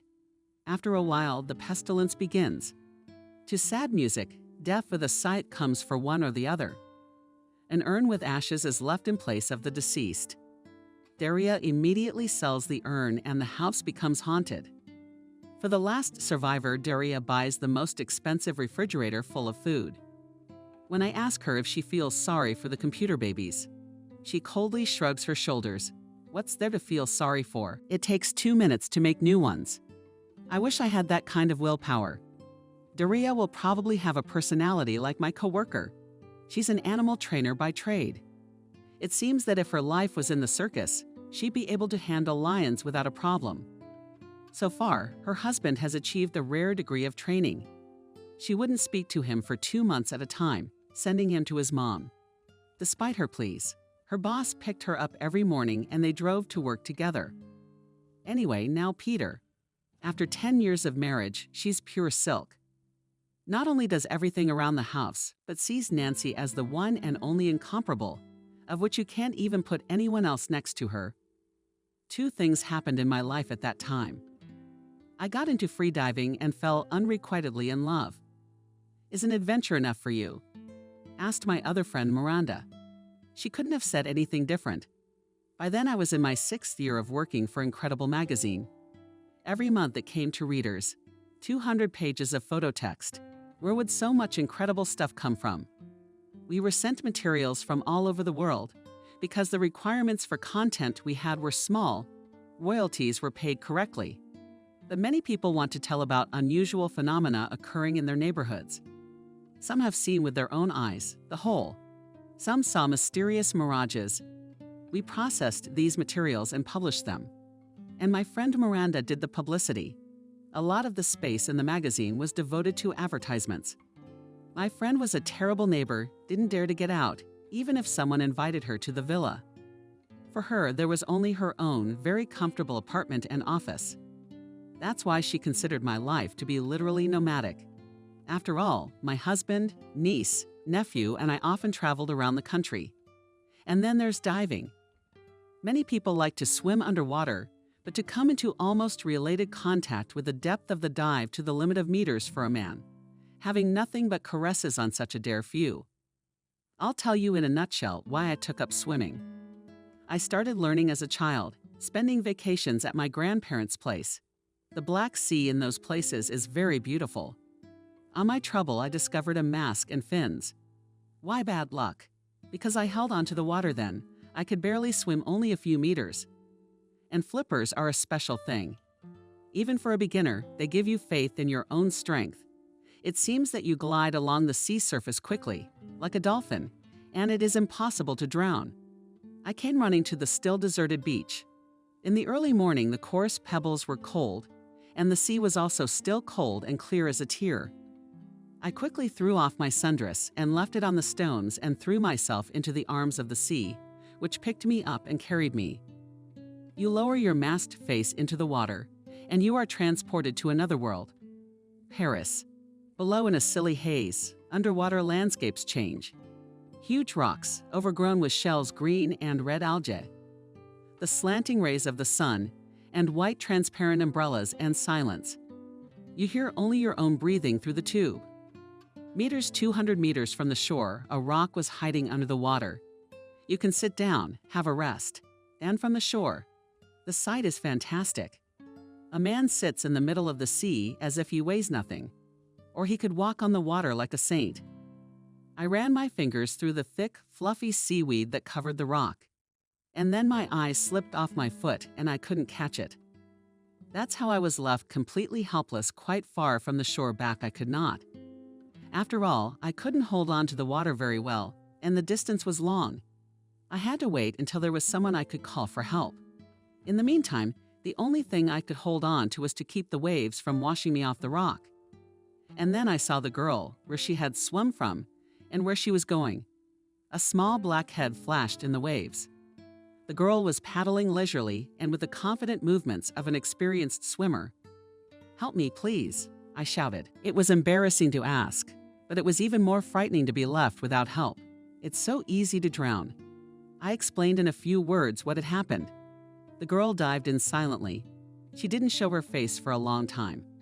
Then she surfaced and handed me my blue flipper with new speckles. "Now you can go back to shore," she said calmly, and she swam on. The same measured sweep of her arms, and soon her black head was no longer distinguishable in the waves. From that moment I realized, firstly, that I had to cope with any situation on my own. And secondly, I decided to learn to swim as well as this stranger. And I did. What's more, I began to dive to considerable depths without scuba diving. Free diving requires from a person long for several years of training and all the strength. Several times I surfaced from great depths, being on the verge of consciousness. Blue lips. The depth must be honored. The depth calls. I want to go into it and never come back. Every dive is a risk, the way athletes usually play with death. I had a period of depression after a few serious dives, claimed marks in competitions. I achieved then. The computer on my wrist showed it. But by some miracle I pulled myself to the surface, I don't remember. And not at that depth. I was drawn downward, slipping and sliding further into that blue. Just a little bit more. And if it wasn't for my body, my mind would have stayed in the depths forever. And then I couldn't see water for a long time, not even in a glass. I thought it was the end of my normal life, but there was a man who took it upon himself to cure me. He was the head of a department in our town. His name was Ethan, and he saved me from the asylum. The doctor said, "Rest," and my first feeling was anger. What do you mean rest? Does resting make it go away? That feeling of helplessness and unwillingness to live. Blossoming depression in all its glory. But the doctor kept convincing me. "I know how to cure you. There's nothing you can do. My fight is lost." She's always been a big deal to me since the first dive. And now, even though I'm back, alive, she's still got the upper hand. She's gotten inside my mind. It's drowning me. I'll help you, believe me. At the hospital, he put me in a private room. The treatment consisted of injections, which he gave me twice a day. His hands were magic. He'd come in the morning and ask how you're doing. Talk about something. And then he dropped the empty syringe in the tray. And I'm irresistible again. I want to sleep. I hug my pillow and sleep. I sleep. A respite from the nightmares that are becoming habitual. Before, in almost every dream, I saw that I overestimated their strength, lost the very point of return, and I cannot resurface. I, spreading my arms, as in a soft change, go into the depths, into the abyss. And here, for the first time, I began to sleep with a dead sleep, without heavy dreams. Ethan came in one day and I cried. He looked at my face and put the syringe away. And now, he said, we'll get better slowly. From that day on, I sat on the balcony in my bathrobe. 4th floor, he'll see? She doesn't even know how to do anything. And cried. Crying as much as you want? He said it was okay. Remember the old fairy tale about paradise? Only with tears came out of my eye a shard of the magic word mirror. I fell in love with this man, as we fall in love with our saviors, with those who delivered us from physical suffering. And my love was torn because it was unrequited. No, this man was not married, and I did not bring down anyone's family. But he valued his freedom above all else. He wanted to improve his career, travel, socialize with friends. On the other hand, I had a husband, and he didn't deserve for me to cheat on him. If Georgie had reciprocated my feeling, everything would have been solved. Simply, I would have honestly told my husband that I had fallen out of love with him, but no one promised me anything. And if I did decide to divorce, I'd be alone. I read somewhere that the true hell is loneliness, not fires, not devils, not frying pans. Loneliness. When I met Ethan, I thought I was done with loneliness forever. I'd made a friend. I didn't want to see, realize, and accept what was obviously different for Ethan. I was just a patient, shallow, unobtrusive patient who was simple and easy to relate to. Besides, he had healed me, and that too was a reason for him to treat me with warmth. But they were all wonderful and agonizing too. Those days in the hospital, we walked on paths strewn with pine needles. We sat on a bench by the pond. I'd tell something interesting from my life thanks to the incredible. There was more than enough to go around. Ethan talked about the clinic, about his patients.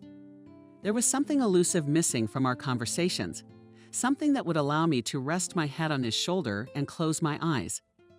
When I got back on my feet, I went to see a psychologist. In our town, 2 husband and wife were considered the best in this field. I scored the reviews on the internet and realized that the husband is actually a wife hater. Clients sadly wrote that he opened their eyes and that it turns out in all the troubles in their lives they are to blame themselves. Why did they return to this psychologist? Again, it was a mystery to me. I went to see his wife, an attractive, well-groomed woman. About 40 years old, her name was Maria. "Love brought me here," I said. "I can only be happy for you." She smiled. Unrequited, I clarified. Love. In any case, a gift from God. And even if unrequited, it can bear fruit. Spiritual growth, wisdom, experience. Sit down, let's work. Maria. She told me to sit in the chair, cover my eyes, and relax. "What has offended you the most?" she asked, switching to you. I thought for a few moments. While Ethan was treating me, he was impeccably polite and attentive. But I was getting better. The treatment was over. It was time to get back to my life. He discharged me. I blew my nose like a little girl. And he said goodbye like a regular patient and didn't say he wanted to see me again. Didn't even ask for my phone number. I see. Maria began to speak slowly, clearly. She was suggestive. "Now it's night for you." A night when everything from the tips of your toes to your scalp hurts, but it hurts the most to breathe. It's the dying hope of his love. If you have survived this most difficult time, you will begin to heal. Where does recovery begin? You will slowly begin to remember that there are other people in the world with their own wants and needs. Maybe you have a mom who has had a sick child lately who has missed you so much. Feeling sorry for them feels like shame that you thought so little of them. The first sign of recovery. You'll start to notice that there are some nice things in the world that aren't related to your loved one. A warm bath, a good book, fine perfume. Have you gained weight? Nature has given each of us an amazing amount of strength. But if you don't want to repeat the same old pain, if you don't want to be tormented anymore, let's think together what to do so that you don't fall into this trap again. What's the difference between happy love and destructive love?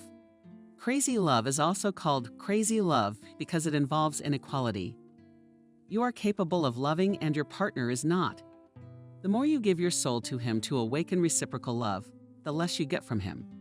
I went to Maria for a few weeks. An affair with life is more than an affair with a man. She convinced me. It includes all kinds of love of family, of home, of animals, of one's business, of a beautiful city, of good weather, and of course of men too. If one thing is taken away from you, one thing remains, and the rest I collect love stories, Maria said. Not fictional stories, but real stories that happen to people.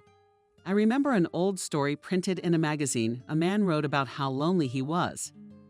He got a lot of letters. He chose a woman with 5 children. A year later, the magazine published pictures of them in a cramped apartment. They are drinking tea in the kitchen deep in the night when the children are finally asleep and they are happy. Or the story of 2 old people who met in a polyclinic, she in her 80s, he in his 80s. So what? That they found each other only now. Love brings joy regardless of age, and if you're shaking your head right now, you won't meet anyone like me. Think if you didn't know he existed. You'd live in the world and not grieve. Would look at men with wide open eyes and look for your destiny. So search, believe in yourself. It's not easy. It takes a lot of work to bring out the best in yourself, but only then will you feel that you live in complete harmony with yourself, that you're happy. I guess God heard Marina and sent me another version of happiness. I realized I was pregnant. For years, my husband and I had dreamed of having a child, but something prevented me from rejoicing with all my soul. I guess I had a premonition of the future. Time after time, the doctors didn't like the ultrasound results. And I realized that probably everything I had been through had taken its toll on the baby and my diving to greater depths, and the medications I was given at the sanitarium. In the end, when my daughter was born, I was told that she would not be a full human being. Everyone convinced me to give her up. from the midwife at the birth center to my husband. "Have you found out you're not infertile yet?" The doctors assured me, "You'll take care of yourself. You will lead a healthy life and give birth to a normal child." Is this girl capable of destroying your family? Men can't stand living in a family where children are constantly sick with no hope of recovery. For a bitter minute, I agreed, signed a waiver to give up the baby. I was burning with guilt. I tried to find out something about my daughter at the orphanage where she'd gone, but they told me pretty quickly that the girl was adopted. "She's hopelessly ill." I exclaimed, "So some kind people found her." The headmistress shrugged her shoulders. They decided to make sure that the girl, the rest of her century, to live in good conditions. She didn't know my story and didn't want to get into it. My guilt was compounded even more. My sister finally obtained citizenship in Paris and took her daughter to live with her. Daria was leaving with enthusiasm. Young people love to travel. And fate brought Ethan and me together again. Ethan did not like holidays for the imposed obligation to have fun. He didn't like Christmas, especially not as a human being. This is not law-abiding Germany, where not only every visit is scheduled, but even every smile, gift, and candle burning. We have a hand here, a shoulder unfolded. And the fact that they invented these Christmas vacations in imitation of Europe, so it is a punishment in general. People simply consider it their duty to scroll through a month's family budget in the first 3 days. And what to do with the rest of the days? He doesn't know. And those who vacation in Courchevel are out of the question. They are few, and they have their own parallel world, which has nothing to do with the lives of ordinary citizens.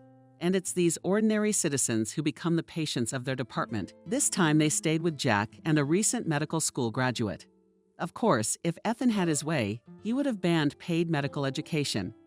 And to get it into the heads of some smart heads and lawmakers, he'd suggest that they and their relatives get their surgeries from the likes of Jack.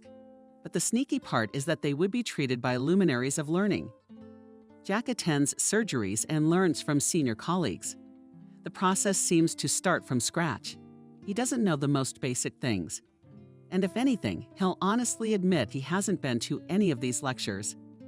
If Jack ever becomes a normal surgeon, Ethan can safely go to the theater as a potential ballet dancer. Jack flew into the resident with his eyes popping out of his orbits in horror. Ethan screamed he's in the emergency room with a man brought in and blood pouring out of his stomach. Massive bleeding. "Look, hurry up, I'm scared." Ethan ran to the emergency room. There, a citizen lay on a stretcher and quietly moaned, pressing his hand to his stomach. His plaid shirt was soaked with blood from massive bleeding. The casualty was perhaps a little too ruddy. Ethan lifted, tugged at its material, and saw that the citizen's stomach was mechanized. But the persistent odor of booze would have knocked anyone off their feet. Blood was pooling from a deep cut on his right arm and a narrow trickle dripped from his broken nose.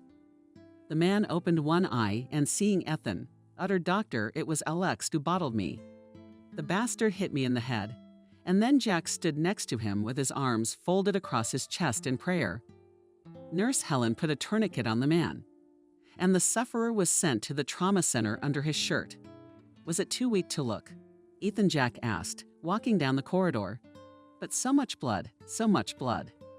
The future surgeon shook his head sadly, started cheerfully muttered Ethan, sinking down on the couch in the resident. "It's 9:55 on the clock. Good if there are no major surprises and major surgeries, Assistant Jack wouldn't wish on an enemy.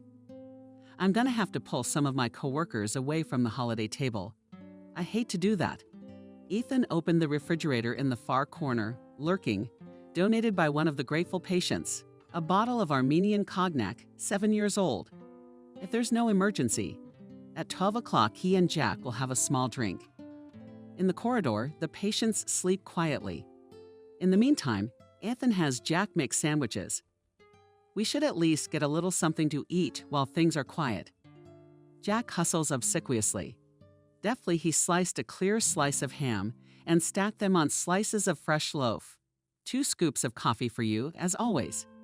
He asked respectfully, opening the can in the cafe.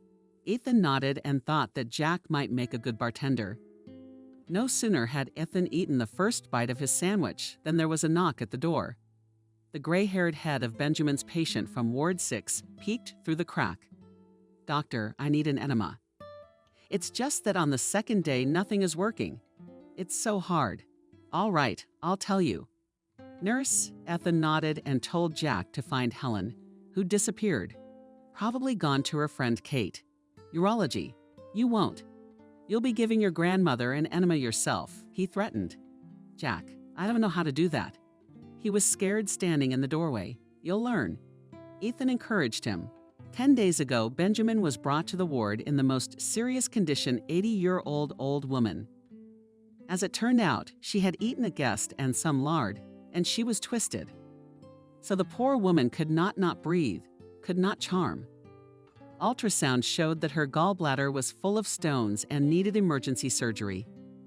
"Maybe we shouldn't, doctor," moaned Benjamin, whose cheeks were the same color as the hospital sheets. "I'm 80 years old and still dying. But not this one. You could have done it at home in your own bed without me." Ethan cut him off and told him to get the operating room ready. 3 days later, Benjamin was already shuffling down the hospital corridor and was taking a keen interest in life. During her rounds, she didn't miss an opportunity to ask Ethan if he knew anything about his marital status. "That cute old guy from the room that was operated on a week ago? I don't see anyone coming to see him," Benjamin sighed. "Perhaps he is a childless widower," Ethan suggested thoughtfully, and saw the old woman's eyes brighten. "Did I find it?" Jack exclaimed, as excitedly as if it were the latest scientific discovery. "Helen and Kate were sitting at our place. They were already celebrating." Ethan asked angrily. "I don't know," Jack mused, but Helen had already taken Benjamin away. In the emergency room, an incredibly made-up girl in a scribe's coat was sitting in a 3 posterior position, complaining of a sharp pain in her right side. Said ER Dr. Andrew, "Most likely appendicitis." Ethan tells the maiden to lie down on the couch. With a slight movement of her shoulder, she threw her singers to the floor and found herself in the most unclothed clothes. Only a sequined bra and the same sparkling thong. What kind of masquerade? It's not a month. It's May. Ethan was surprised. Cigarettes. Behind the counter, the girl twisted right at work. The girl stood there. "And what kind of work uniform do you have?" Ethan asked innocently. "It's not what you think," she said, embarrassed. "I didn't think anything," Ethan said. "I just assumed you were from the Walrus Society." "We were invited to a corporate party to striptease," she explained. "They promised to pay us well. When I was 100, I got a jolt of electricity." She put her hand on the bottom of her belly. The gynecologist was already looking. Andrew said hurriedly, in response to Ethan's questioning look, "It's not their department." Jack stared at the guitar-shaped curve of the stripper's body. He seemed willing to study anatomy all he wanted at this point. Half an hour later, Ethan walked out of the operating room. Appendicitis isn't the most complicated surgery. Didn't need to disturb any of his colleagues. Jack was fine. At 11:45, Ethan looked into Ward 4, where the strippers had been taken after the operation. The girl opened her eyes, and when she saw Ethan, she suddenly cried. "Who'd want me so ugly now?" Ethan raised his eyebrows, but with his stomach positioned. The sickly woman explained. "First of all, no one crucified anyone." Ethan suddenly took offense. "I did a cosmetic one. It came out butt to butt. Slava Zaitsev would be jealous." In a week at least, we were left again. He was quiet and added, "But I wouldn't advise it. Or he'll get a left side disorder. And we have no work to do. And they won't pay." "I am now crushed," sighed the girl. "Why have you sued them?" "For personal injury." Ethan winked and left the room. Room 5. He looked in because the lights were on and there were invited but clearly excited voices. And it was a good thing he looked in. On the bedside table in front of the patient, Zhilieva, recently operated on for a stomach ulcer. Yes, there was a good bowl of homemade dumplings and an unopened bottle of vodka. What the hell is that? At the risk of Ethan flying into the room. Who brought it?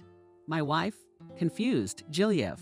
He ate the feast, asked Ethan, pouring cold sweat and pointing at the dumplings. Already ate. Zhiliev didn't have time to spell, pushing the bowl away. Ethan handed the bowl to Jack, who flew at Jack's scream and told him to immediately send everything to the food waste tank. "And I'll personally give this bowl to your wife tomorrow," Ethan said. "And the vodka, too," he added, grabbing the bottle. "I'll explain to her what your wife would have been if you tasted all that." "And who?" Giliev was surprised. "A widow of vodka, broth, kefir." Ethan cut him off and headed for the resident's room. There he found Vasilenko enthusiastically devouring hot dumplings. The clock read 11:55. "Bon appetit," Ethan barked. "Yes, I just tasted it." Jack excused himself and reluctantly went to throw away the dumplings. He and Jack had barely had a shot of brandy before a frightened Helen flew into the resident.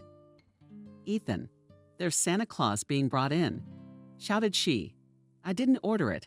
Ethan was confused, unless it was to make Jack happy. Insulting Ethan, Jack's egotistical response. "Don't you get it?" Helen got worried. "He's in serious condition. See for yourself." Santa Claus was lying on a gurney in his red sweater and white beard. Red watercolor circles stood out sharply on her pale cheeks. Nearby, shaking violently, was a frightened elf in a white minicoat. A frightened elf in a white mini fur coat. She held in her hands a snow-white beard and his red and white hat. "Since 6 o'clock we've been going on calls," the elfess explained confusedly. "Children are happy, and parents are always trying to give them treats. And he has such a temper that he can't refuse anyone. I told him a long time ago that enough is enough, so he doesn't listen." "Who are you to him?" Ethan inquired, examining the patient. "The granddaughter is an elf." "Ah, that's me in the script. That's my wife." They decided to make a little extra work. Examined long ago. Last asked Ethan last year. He had chronic pancreatitis and needed to diet, and he broke it. "Violated is an understatement," Ethan said thoughtfully. Santa Claus gave him a shot and put it in IV. An elven girl sat next to him and held his hand. A white mini fur coat hung on the headboard of the bed, reminiscent of the angel wings that served. Ethan gestured to her in the hallway without her New Year's Eve attire in a short skirt and sweater. She resembled a student who had run away from a lecture. "If his condition doesn't improve, we'll prepare for surgery," Ethan warned her quietly. "He will live in the neighborhood in her eyes," she asked. "Of course he will," Ethan reassured the girl. "I've never seen Santa die of any kind of pancreatitis." From the resident, he called the head of the department just in case, and warned that a serious patient had been admitted. The chief promised to come if necessary. By morning, Santa Claus was feeling better, and Ethan told the elf that she could go home. Then he looked into the stripper's room and was surprised to find Jack there. He was carefully checking the poor girl's stitching, and without Ethan noticing, he was passionately telling her how many seriously ill patients he had saved from imminent death. "Happy New Year," said Ethan, and added Namakai, poking her in the side some more. "Bae, what is Jack talking about?" "Happy New Year." Turning in for his shift, Ethan thought that this time he had had a pretty quiet New Year's Eve shift, and then they'd bring me in with the same trivial appendicitis. After looking at those who were to take over the shift, Ethan took over the operation himself. It means a lot to the patient. He's in a lot of pain. And with a stranger next to him at the time, it's doubly scary. You don't know what to expect from him. But with Ethan, I always knew that everything would be all right. I remembered those days in the hospital as a blissful vacation. The shots were good for the pain. My favorite doctor came to see me several times a day, and I didn't owe anyone any chores either at home or at work. I had time to think things over carefully. I realized that my husband and I could exist in parallel without interfering with each other, that loneliness would be my companion probably forever. My hopeless love began to slowly recede. The pain dulled. Or maybe, on the contrary, the feeling became another deeper feeling. I no longer wanted Ethan for myself. I didn't want him to be my most important thing. Now I knew he was there and he was doing well. I was discharged, and in the spring, I found out I was pregnant. At the ultrasound, this time we went together with my husband. The doctor turned out to be a man, thin, skinny. They say he used to work in a maternity hospital. At first, if he had to help move a woman in labor on a gurney, the midwives called him James. And then they were convinced he couldn't do that kind of work. That's what James said. They're sliding the probe. I think we're pretty flat on the belly. Here's one heart. Here's another heart, another head. What's that? I really disliked such questions during the examination and noticed how pale my husband turned. You will have twins, dear, said the doctor. Not 100% sure, but almost certainly. A boy and a girl. Outside, my husband took me under his arm. See, he said excitedly, this is fate. Instead of that inferior girl we gave up, she sends us 2 children at once. In such cases, they say that God gives with both hands. Suddenly, I ripped his hand away. What if these children are not born perfect?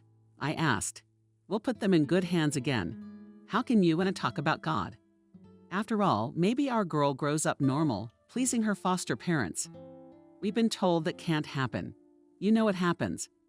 Doctors make mistakes sometimes. And even if she's gone, we'll never know. It'll haunt me for the rest of my life.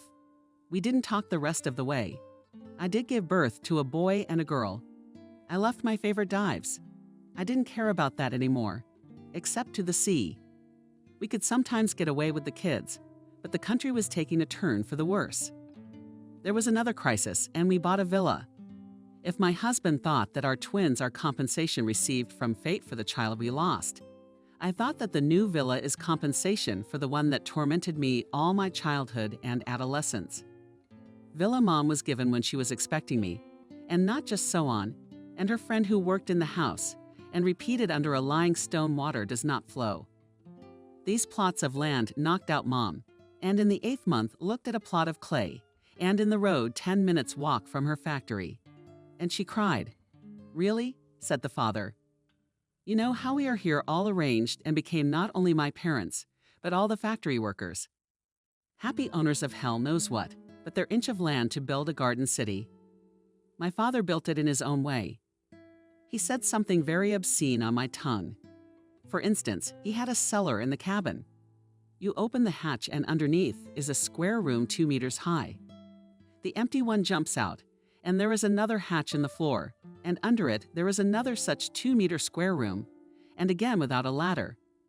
And there's potatoes, baths. I still don't know how my father got down there. Maybe he jumped down and pulled himself up on a rope with buckets in his teeth. But nothing's been stolen from us in a quarter of a century. Thieves opened the hatch first. They'd see it was empty, and they'd leave, disappointed. Once they could not contain their feelings and wrote on the wall of the cabin in big blue letters goat. That's what we've been calling it ever since. Villa, villas, goat. But kind of like Pippi Longstocking had a chicken. And my dad also raised chickens. He'd buy chickens, spread a few bags of millet on the floor, put a pot of water on the floor, lock up the house and leave. He'd come back and they'd be all grown up. They wandered not in yellow down, but in white feathers. The chickens grew up quiet and without problems. Mom loved the villas to the point of madness. At one time, she chose the institute on the principle that would not leave the city.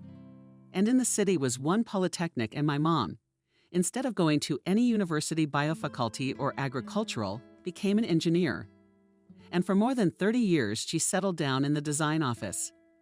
And so after a full day in the red-hot reinforced concrete thighs, Mom would break out in the evening, crushed and goat. She could graft 25 new branches onto one apple tree. She was chewed out, even sticking her dry sagebrush into the ground. Although around the plot allocated for summer houses were solid chemical plants, not caterpillars. Not even the worms didn't survive. After the factory emissions, probably the vegetables and fruits that grew here weren't useful. And if they were tested, they'd be off the charts in terms of different chemical compounds. But my sister and I grew up on it. The harvests, against all odds, were spectacular. Just a sea of strawberries and raspberries, pears, apples. We never had a car, and we had to carry the harvest home ourselves.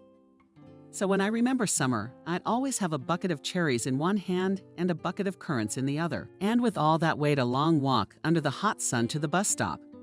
And my sister with bags with all sorts of strong carrots. And in the summer, we always turned off elevators and hot water. So we had to carry the crops up to the 8th floor. And here you are dirty, tired, angry. There's no warm water to wash yourself, and the crops still have to be processed. Such a quantity won't fit in the refrigerator. And without a refrigerator, it's lost. I remember my sister came in to make apple juice. I was juicing. It was bouncing and vibrating on the table. How much juice did you squeeze? It's bouncing and vibrating on the table. And everything's gingerly singing. And the walls and the ceiling, and my sister's all upside down. Even her glasses are splattered. And she curses in a way that would make the laborers rest. Where did that come from? And then my sister and I insisted and sold the villa. My sister hated it.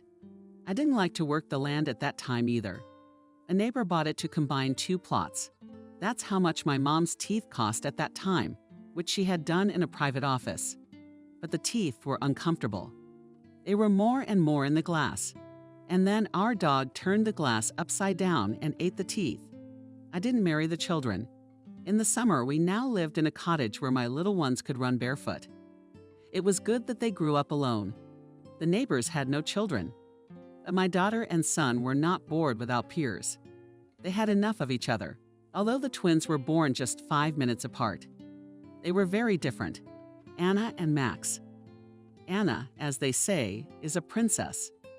She was always a terribly fidgety child, and to force her to sit still and do things quietly, I would pull out my wedding dress and put it on her.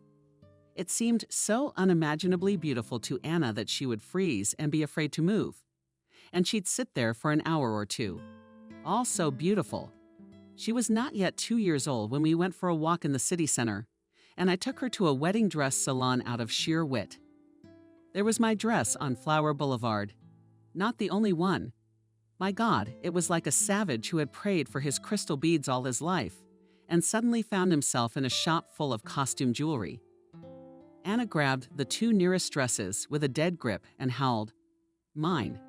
We managed to take her away, only by promising that in another store dress even better. So my husband and I took her to several more stores and only then lured her to the bus stop. And then she howled all the way home for the hour we drove. And for Christmas we gave her her own dress, an airy princess dress made of white netting with stars and turnovers. It was a delight. It can't be told and can't be described. The trouble started when it was time to take the dress off.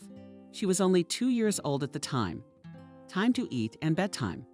So do we shake Anna out of the dress? And from then on, until she grew out of that outfit. My daughter's greatest happiness was to dress up as a princess. Max is different, completely indifferent to clothes. It's hard to convince him to change from dirty to clean. His main hobby is animals, anything from a butterfly to an elephant. Of course, my son rarely sees elephants. Only when we go to the zoo.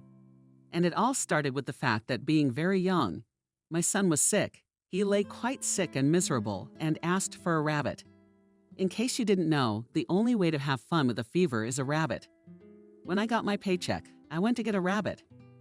Hare at that time in the city had when I ran a few stores and only in the last saw this creature. In the cage sat a rabbit dwarf, small, white, the size of a rat. I bought it, brought it in. Max, of course, was in complete delight and was afraid to breathe on him. In the morning, everything was fine, but in the afternoon, the rabbit fell on its side and lay down.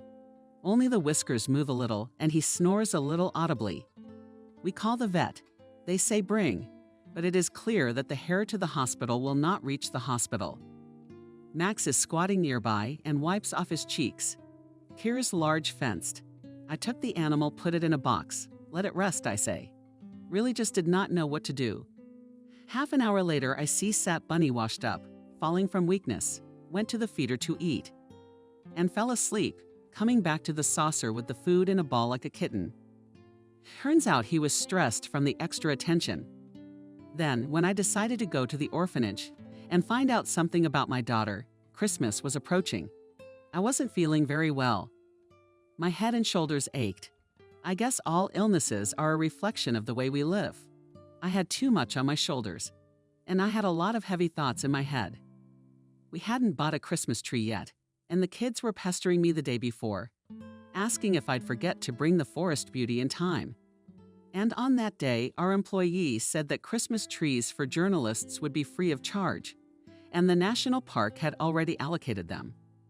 They were brought, and they are lying in the garage. You can take them. I'm off. I am glad that the epic of the previous year will not be repeated. We almost got screwed then.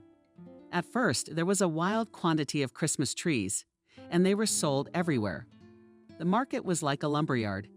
And then either it turned out that the trees were not quite legal, or the traders lost hope of selling the goods and left. But a few days before Christmas, there were no more trees, neither live nor artificial. And Anna and I stood in the middle of the market, looked at the dirty snow with vicious needles, and thought that all the first year without. And then, as in Soviet times, comes a woman and whispering asks you a Christmas tree together with us overestimated, still unfamiliar father and daughter. And in the dirty, empty barracks, they had 2 trees on the floor. One still looked like a Christmas tree, but the other had 2 branches, one at the top and one at the bottom. And we carried this fir tree with a stick. Then we sat down with it at the bus stop and called my husband, who had been sent to look for a Christmas tree in other parts of the city. We got one, only you meet us because we're not carrying it. We sat there and hid it behind our backs because we were embarrassed that it was so ugly. And everyone thought we were hiding it because we were greedy and didn't want to tell them where they sold them. It was the last Christmas tree in town.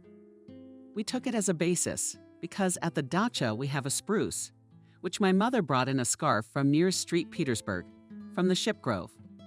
The fir tree has already grown taller than the house.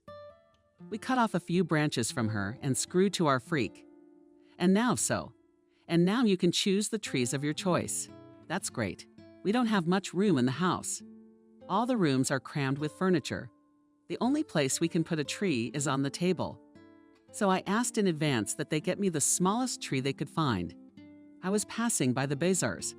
There were some tiny Christmas trees there, but I thought that Leshka would bring a Thumbelina.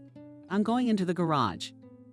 Anyway, if I stand on a chair, I can reach the top of the lowest Christmas tree with my raised arm. Our male coworkers, they said they drank it. Executed before Christmas. So for some reason I felt bitter that I just waved my hand and went.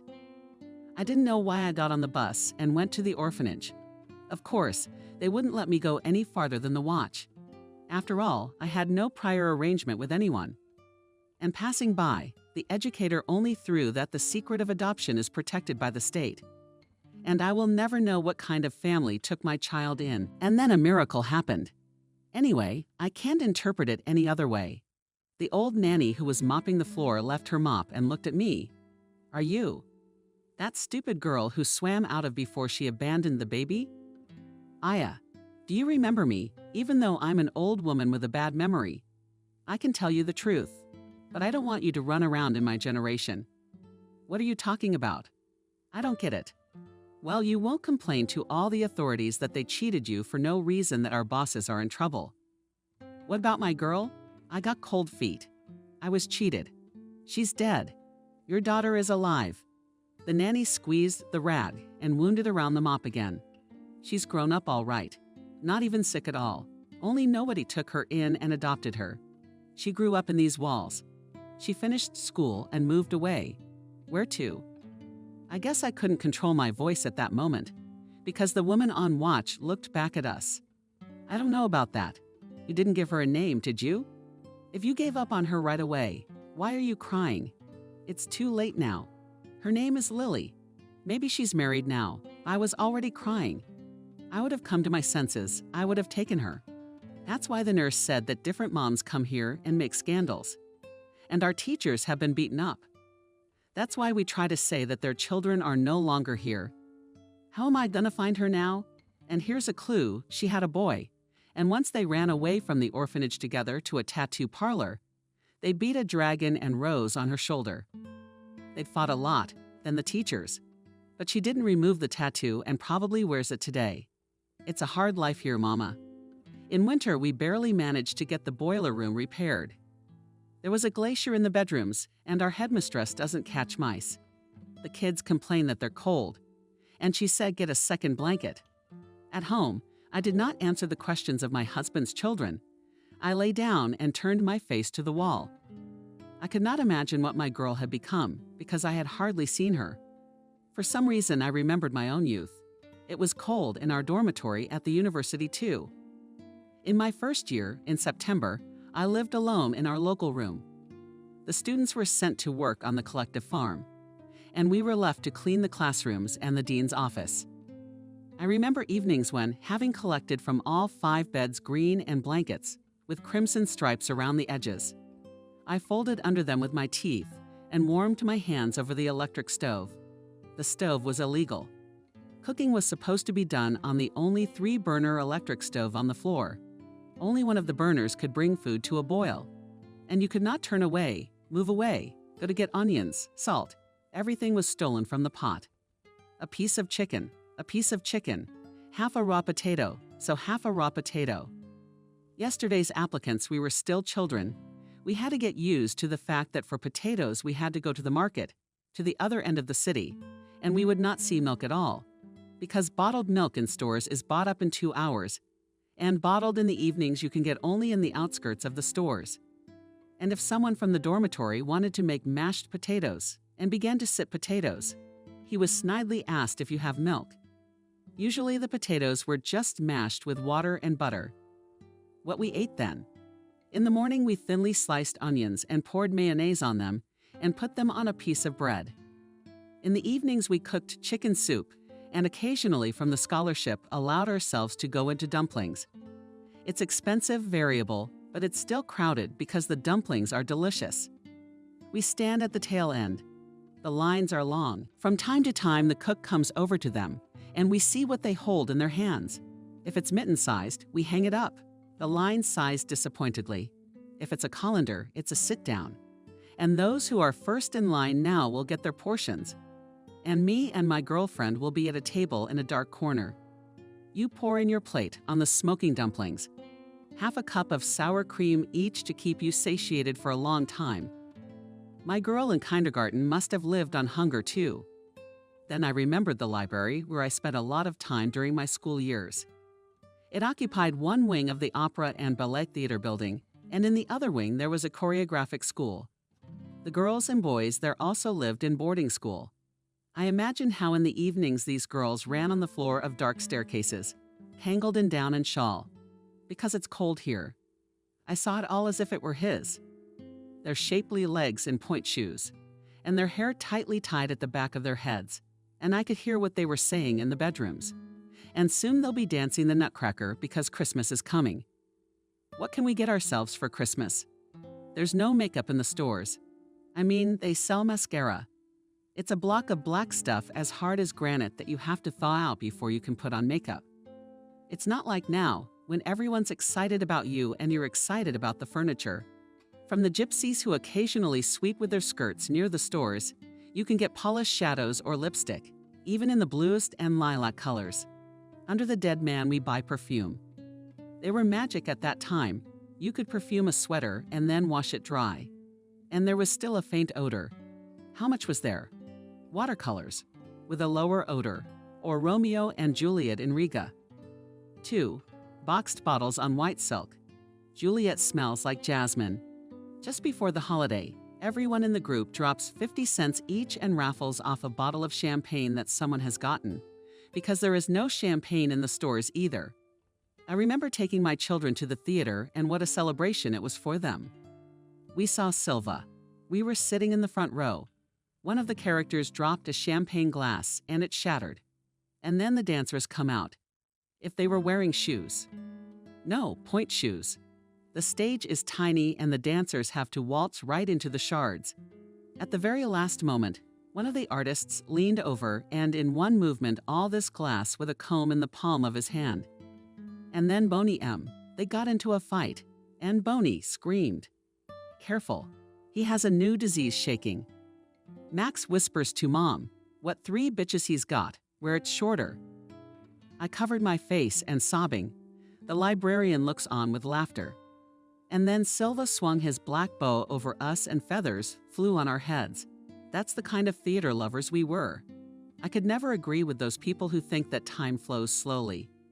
For me, it was always galloping. I think I just took my kids to first grade. Here we are with parents standing under the office door and waiting to pick up our kids. "We won't notice how 11 years will fly by," one of the moms said then. I didn't believe her, but she was right. Before we knew it, it was graduation night. And if with Max everything was solved, he just didn't care in what suit to go to the ball, then with Anna we chose different options for so long. In the end, we had 2 dresses for the ceremonial part of the blue puffy. Huffy daughter looked like a queen in this dress. And we also bought a small black dress, which was comfortable to dance at the disco. Anna said right away that she would go to New York. Max chose the law school in our city. I realized that my daughter and son's childhood was over. The chicks are leaving the nest, and that's the way it should be.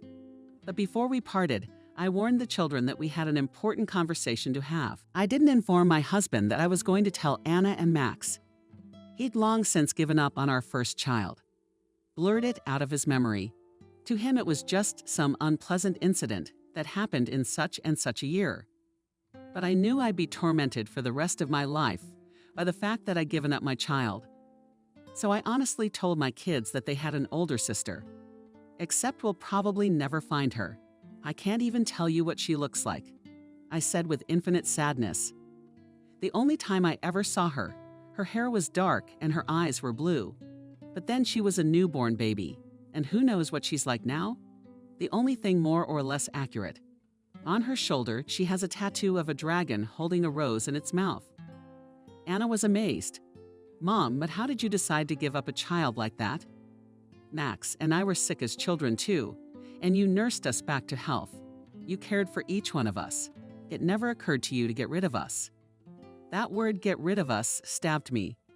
"And didn't Daddy object?" The daughter went on. "Did he have to convince you that everything was manageable? It's all treatable now." "Your dad?" I asked bitterly. "He made me do it, actually. I've been told from all sides that it's hard. A sick child. What was I supposed to give birth to? According to the doctors, would put an end to our family. We would never be able to live a normal life again. Everyone said the right and reasonable thing. But I almost immediately began to regret my decision. But it was too late to fix anything. I had been lied to and told that my little girl had been adopted. And it turns out that this did not happen. And she grew up in the cold, stuffy walls of the orphanage. I bet she wasn't fed and abused. She suffered because she wasn't wanted. The people closest to her have given up on her. Anna finally realized how hard it was for me to say all this. She ran over and hugged me. "It's okay," she said. "Fate will still be on our side. We'll find Lily, I'm sure. If I graduated from law school, I'll have a better chance of finding out about her," Max encouraged. All I could do was cover my face with my hands and cry. Anna went to New York, enrolled in college. Soon enough, she got married. Her husband has his own slot machine business. Once a year, I go to visit her. She has a big apartment in the new district. The house has a gated courtyard where they don't let outsiders in.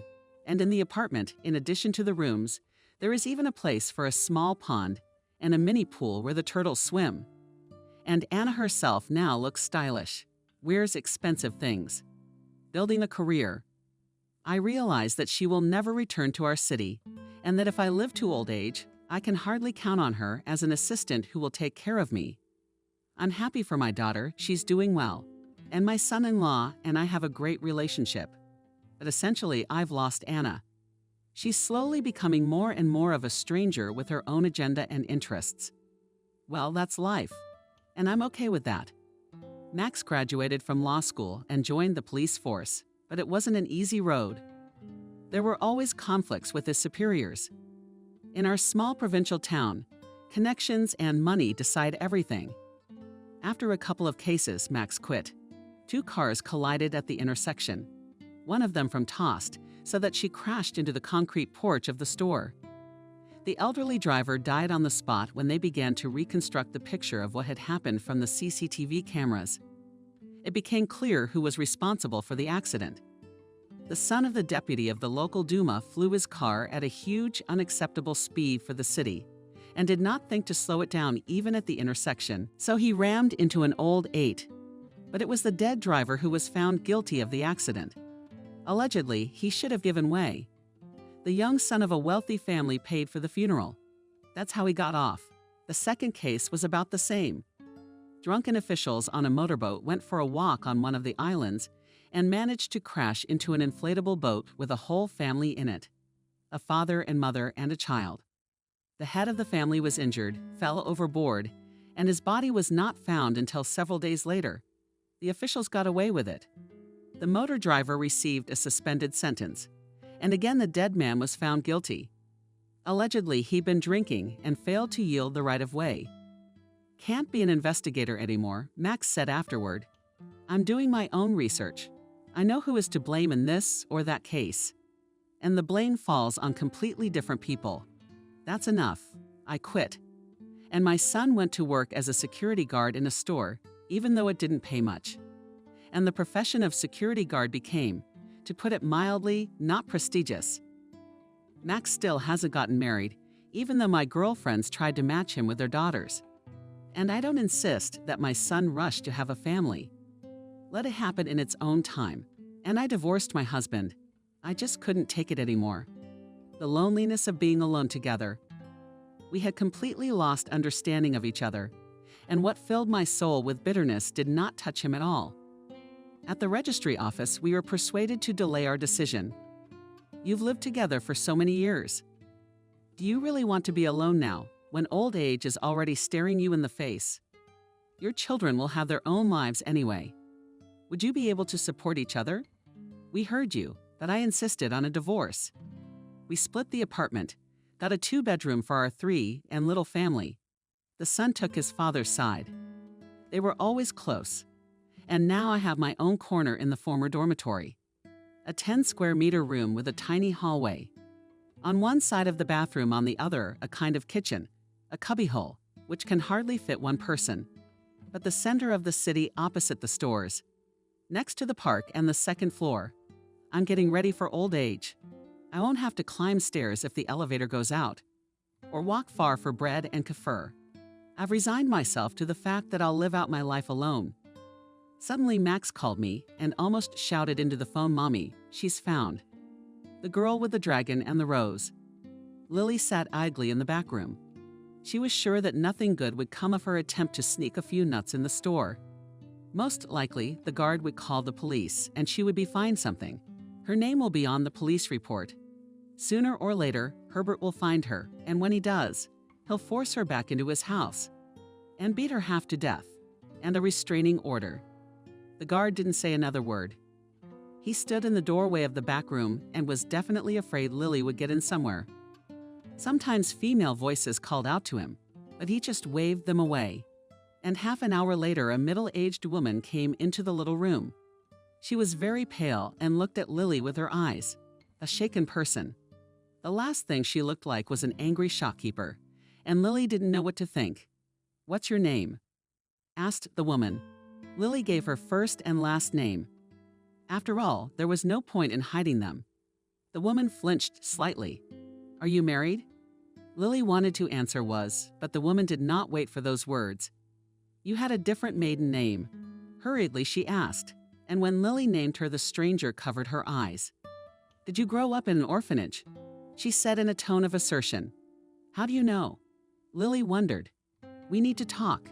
Max, please see that no one enters this room." The woman sat down on the chair the guard had placed for her. She was quiet for a few minutes. "I don't know where to start," she admitted. "We could do a test. I guess that's what it's gonna take. But I'm pretty sure I'm your birth mother. You may never forgive me. I can already see that life hasn't spoiled you, but you me. If you're not hard right, you'll regret it if you don't do everything you could have expected, Lily." But not what happened to her.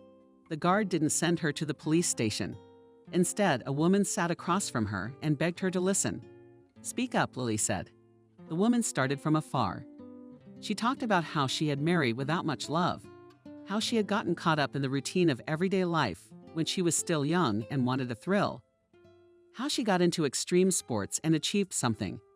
And then the records were a time of pregnancy, and the doctors assumed that the child is terminally ill. "I waited many years," the woman said. "If it is impossible to correct the mistake, then at least to find you and apologize. My husband and I committed a betrayal, and we betrayed a defenseless child so it is impossible to justify us. Then we had normal, healthy children. We raised them. Max, your brother, Anna is married and lives in New York. My husband and I recently separated. What he and I did was forever between us. So now I'm alone. And if there's anything I can do for you." Lily was silent. She was confused and didn't know what to say. "Your life has been very difficult." The woman still kept her eyes from her or shrugged her shoulders. "But of course, there is not much fun in an orphanage, although children can find something good in any environment. Don't be so hard on yourself. As you can see, I grew up in spite of everything, got an education. I was even on my own 2 feet for a while. And the fact that things have fallen apart in my life now, it's not your fault. Maybe I don't have the right to ask." The woman looked at Lily from head to toe for the 100th time. "But you have a place to live." "I don't right now," Lily answered bluntly. "But I hope it's only temporary and everything will eventually fall into place." "Come with me," said the one who called herself her mother. "My apartment is more than modest, of course, but at least I have a roof over my head. We have much to tell each other. You, Max, on the other hand, I would ask you not to say anything to your father. It's been over for him for years, and he doesn't need to know." That night, Lily and her mother couldn't sleep for a long time. Her mother had fed the girl enough, laid out a cot for her, and put fresh linen on it.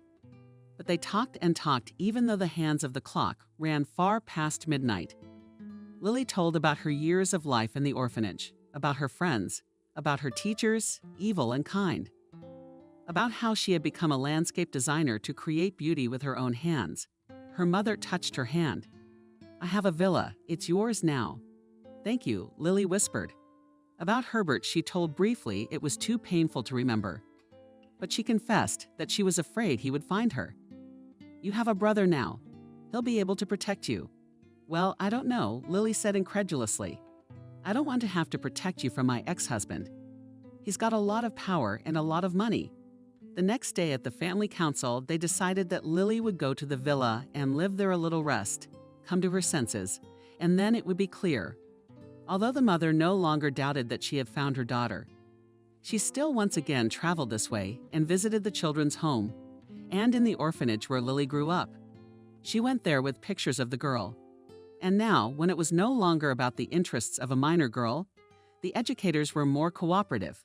It turned out that this is the same little girl, which parents abandoned immediately after her birth. The situation was finally clarified by a DNA test. Lilia was recovering quickly. The bruises her ex-husband had left on her memory came together. In the hospital, they removed the plaster from her broken arm. The girl enjoyed gardening, planting flowers, caring for plants, noticing how the small garden was transformed under her hands. Neighbors began to ask her for help. Lily believed that even here, in a foreign city, she would be able to do what she loved and get back on her feet.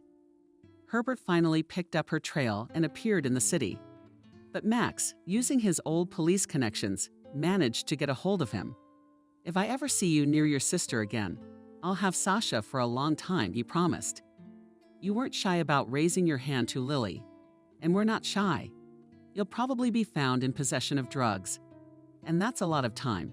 And Mom got a call from the doctor she was hopelessly in love with. Kelly said, "Let's meet you somewhere. I've been wanting to talk to you for a long time." Kelly couldn't invite him to her tiny room. There was no place to sit. They set up a meeting at a cafe in the park near Kelly's house.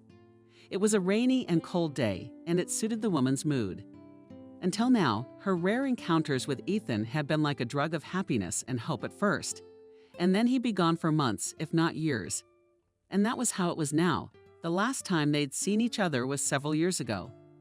Kelly knew she had grown old, but she accepted her age with dignity. Didn't get along unnecessarily, which made quite a few older women ridiculous. Kelly always dressed tastefully. She didn't own many things, but they all suited her. A good haircut, a light scarf around her neck, a light-colored coat. But most importantly, her gaze had changed. It didn't have that tragic note that you always have. "Something good?" Ethan asked. Kelly smiled slightly. "It's a long story, but you called me here for a reason, so there was a reason. Let's start with you. I just wanted to see you." Ethan shrugged. "Somehow I ended up alone. But you've been alone before. Kelly wondered. As far as I know, your parents live in another city with your brother. That's right. But I guess when you're young, you don't feel loneliness too much. On the contrary, you even want to be at work all day. Everyone needs you there. In the evening, you think about one thing: to come and collapse in bed, and no one to disturb you until morning. But time goes by and things change. I'm almost out of surgery now. Hospital entry is as bad as conspiracy in the royal household. And my eyesight is failing. It's time for eye surgery, so that's the end of my youthful enthusiasm. Now I come home after a day's work like everyone else. And there are nights when I don't feel like going home. I know I'll be greeted by dark apartment windows. I've had a lot of patients, but you're the only one who's ever asked me about me. Everyone else was only interested in me as a doctor. They started telling me about their illnesses, complaining, asking for advice, asking for things. And now I think that no one ever needed me as a person. Ethan stared straight ahead. Kelly was silent. It was no use telling him that she'd loved him for years, unrequitedly. And he hadn't noticed. Would it make any difference now? And you, he continued, tell me about yourself. Before your eyes were always sad. Now they're bright. Something good has happened. It's a story that sounds like a fairy tale. And Kelly told him what she'd never told him before, how she'd lost her daughter, and now she found her again. And she didn't care what her old friend thought of her now. Ethan was shaken. I can imagine the burden she'd lived with for so many years. How's Lily doing now? She's fine. If you need my help. No, she's almost recovered, and now she wants to get back on her feet. I signed the house over to her, and she's making a real piece of paradise out of it. She knows that I would do anything for her, that I'm deeply remorseful and guilty. But I have to give her time, and for now I'm not imposing. She has to see for herself if she can accept me as her mother. You are a wise man. Ethan touched Kelly's arm, and you can forgive me. And she returned the chin. For what? Well, I'm a complete fool. I've noticed things. But at the time, I valued my freedom more than anything. And now I'd like to make up for it, if it's not too late. 2 months later, Kelly and Ethan's modest wedding was celebrated at the old country house. There was a wonderful starfall that night, and everyone could make a wish and believe it would come true.